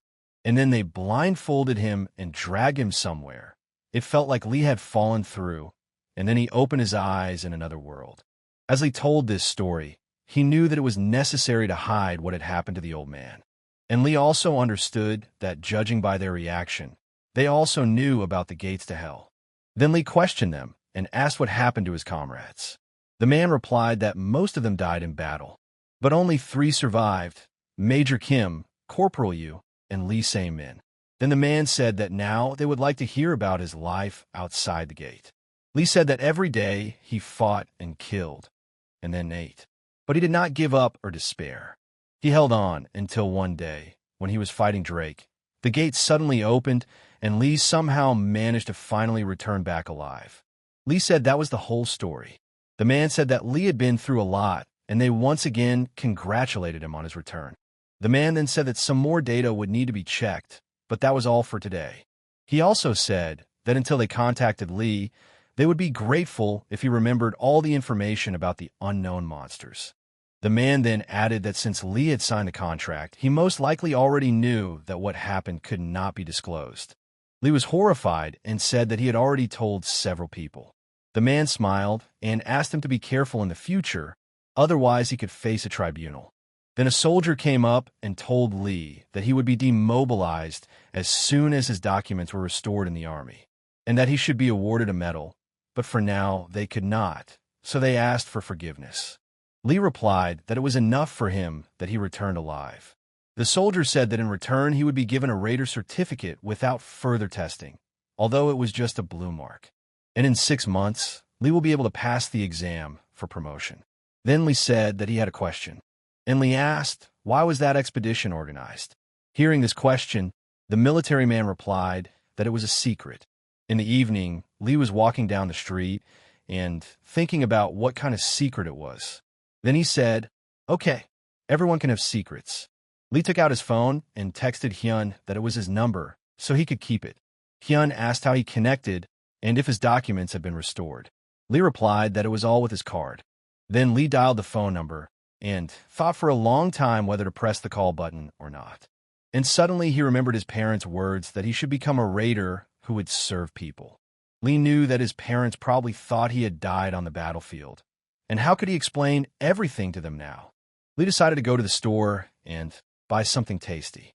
As he was leaving the store, he noticed that Hyun was sitting on a bench and talking to someone. Hyun said that he trained with Lee today, and that Lee really was very strong. The voice on the phone asked what mark Lee had, and Hyun replied that he didn't know. But Lee seemed stronger than the director. Then Hyun said goodnight and that he loved her.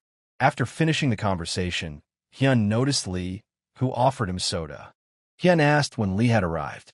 Then they both sat on the bench, and Lee asked Hyun how he decided to become a raider. Hyun was surprised by this question. He then replied that it was just to make a living and asked how Lee decided to become a raider. Lee replied that his father had told him to live up to his name. Hyun asked what his name meant. Then Lee asked if Hyun loved his girlfriend. Hyun replied that of course he did.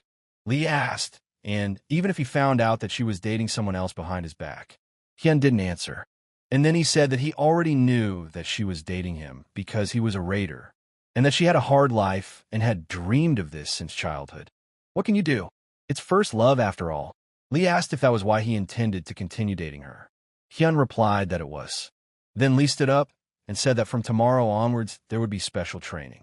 Hyun asked what that meant, and Lee said that all those green and gold marks meant nothing. And Hyun had to trust Lee. The next day came, and Lee and Hyun came to the training hall. Lee said it was time to start. Lee placed his hand on Heng's back and concentrated the aura. It was a completely normal state where the total volume of the aura was sufficient, but the efficiency was too low and the circulation was uneven. In that case, Lee told Hen not to be afraid and to follow him. Hen replied that he would do so. Then Hyun asked if this was a blackout technique. Lee replied that it was not something to be taken negatively, because the most important thing is harmony and balance. Clarity and turbidity are all part of the world. Lee said that if you control only one type of aura, you can soon lose balance. Lee then said that it was time for him to work and asked Hyun not to stop and continue working. After that, Lee came to the director and said that he came for work. The director said, "Okay," and asked Lee if he knew how to become a raider. Lee replied that he graduated from a famous raider school and was an excellent student among the graduates. The director was surprised and asked, "An excellent student?" Lee replied that there had been such a time. Then the director handed him a paper. It stated that the supposed location of the gate was the city library. The supposed monsters are pests under system number 75, called Maliks. They look like monkeys but have scales instead of fur. They have enough strength to instantly tear off a person's arm. They are very agile and can easily break through a siege and escape. Lee said it was great. The director said that the reward was quite low compared to the difficulty level. So many people refused and asked if Lee was happy with everything. Lee asked what was wrong when it came to saving the villagers and said that the others just had the wrong attitude. Then the director said he would give him the keys to his car. Lee smiled and replied that he did not have a license. Then Lee took a taxi to the right place. He approached the crowd and said hello. Lee said that he was from the monster clearing department, monster slayer and magic crystal creator raider Lee Se-min, and that he hoped for cooperation. The man looked at the lists and asked if he was really a raider. Then he saw that it said there was another one coming, so it looked like he was. The girl looked closely at Lee and thought that he was a little strange.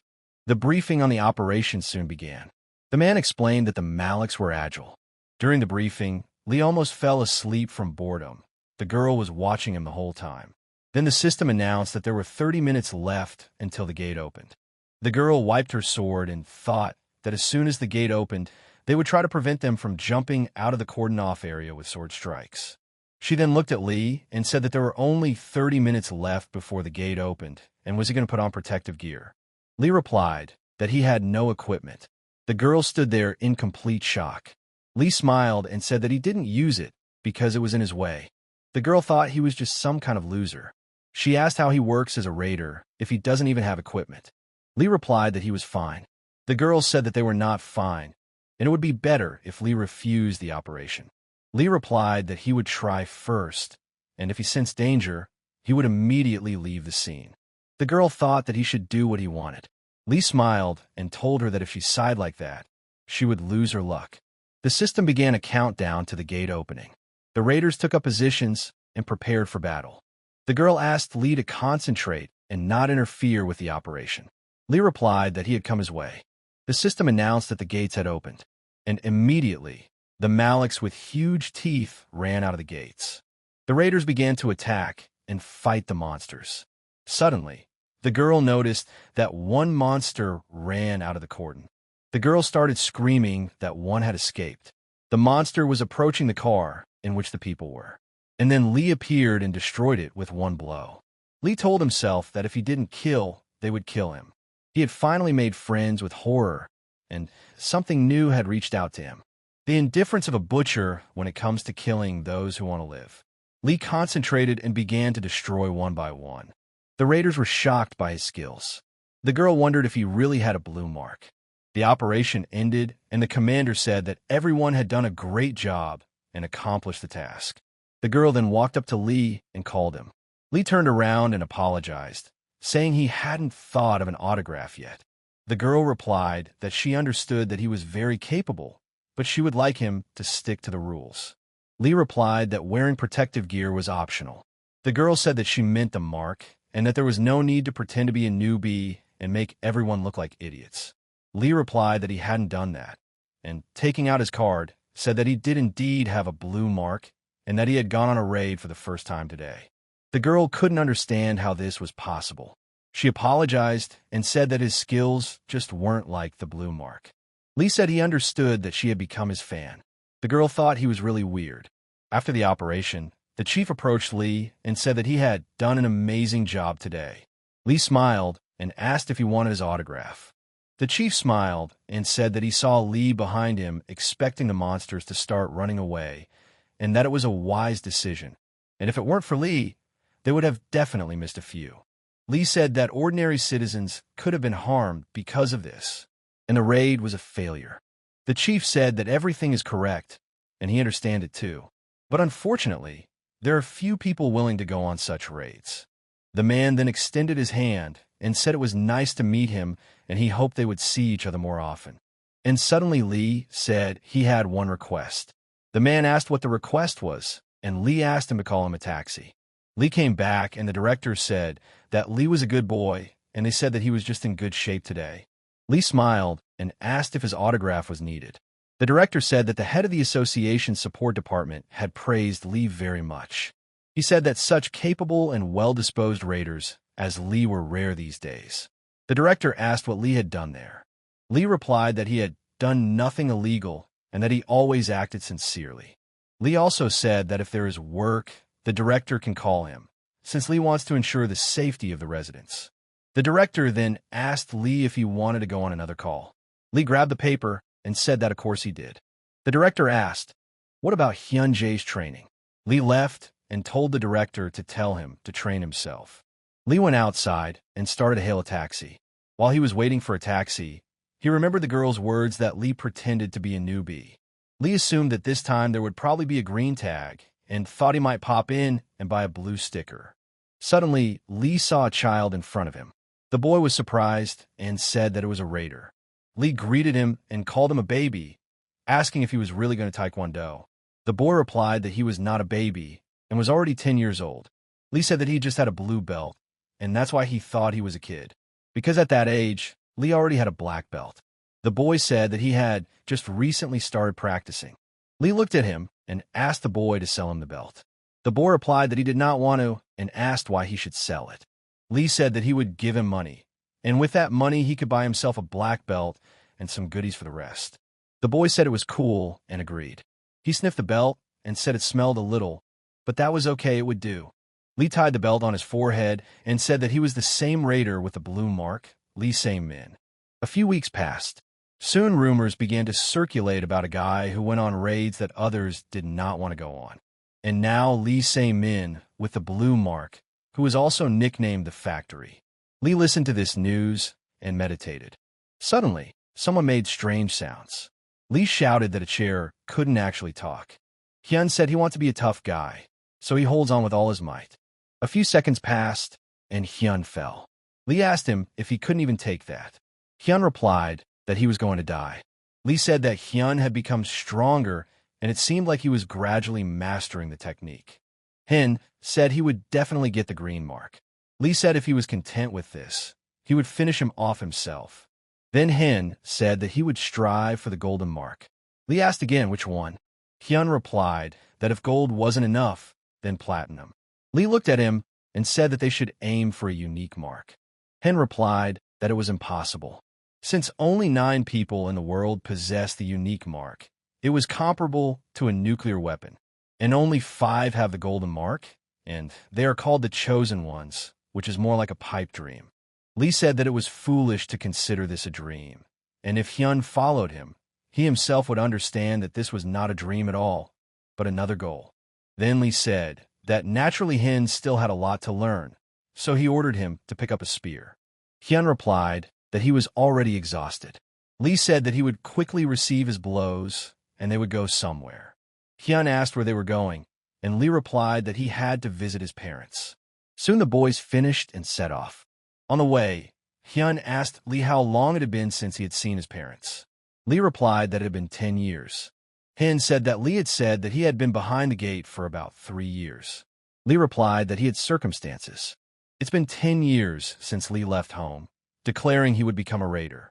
Within a few weeks, his debt, which had accumulated while he was confined to his home, was cut in half, and Lee also began to save a little. And now Lee had the courage to appear before his parents. Finally, the boys arrived at the appointed place. Lee looked around and realized that nothing had changed. Then he knocked on the door. Suddenly a female voice asked who was there, and then the door opened and a pretty woman came out. Lee stood motionless and only said the word mom. He began to mumble that he just bought presents for him and Dad. Hyun put his hand on his shoulder and told him not to be afraid and to come to her. Lee became embarrassed and took a step forward. The woman burst into tears and touched his face. She asked if he was tired from the journey. Lee hugged his mother tightly and replied that he was not tired. The woman burst into tears and said that he was a great guy for coming.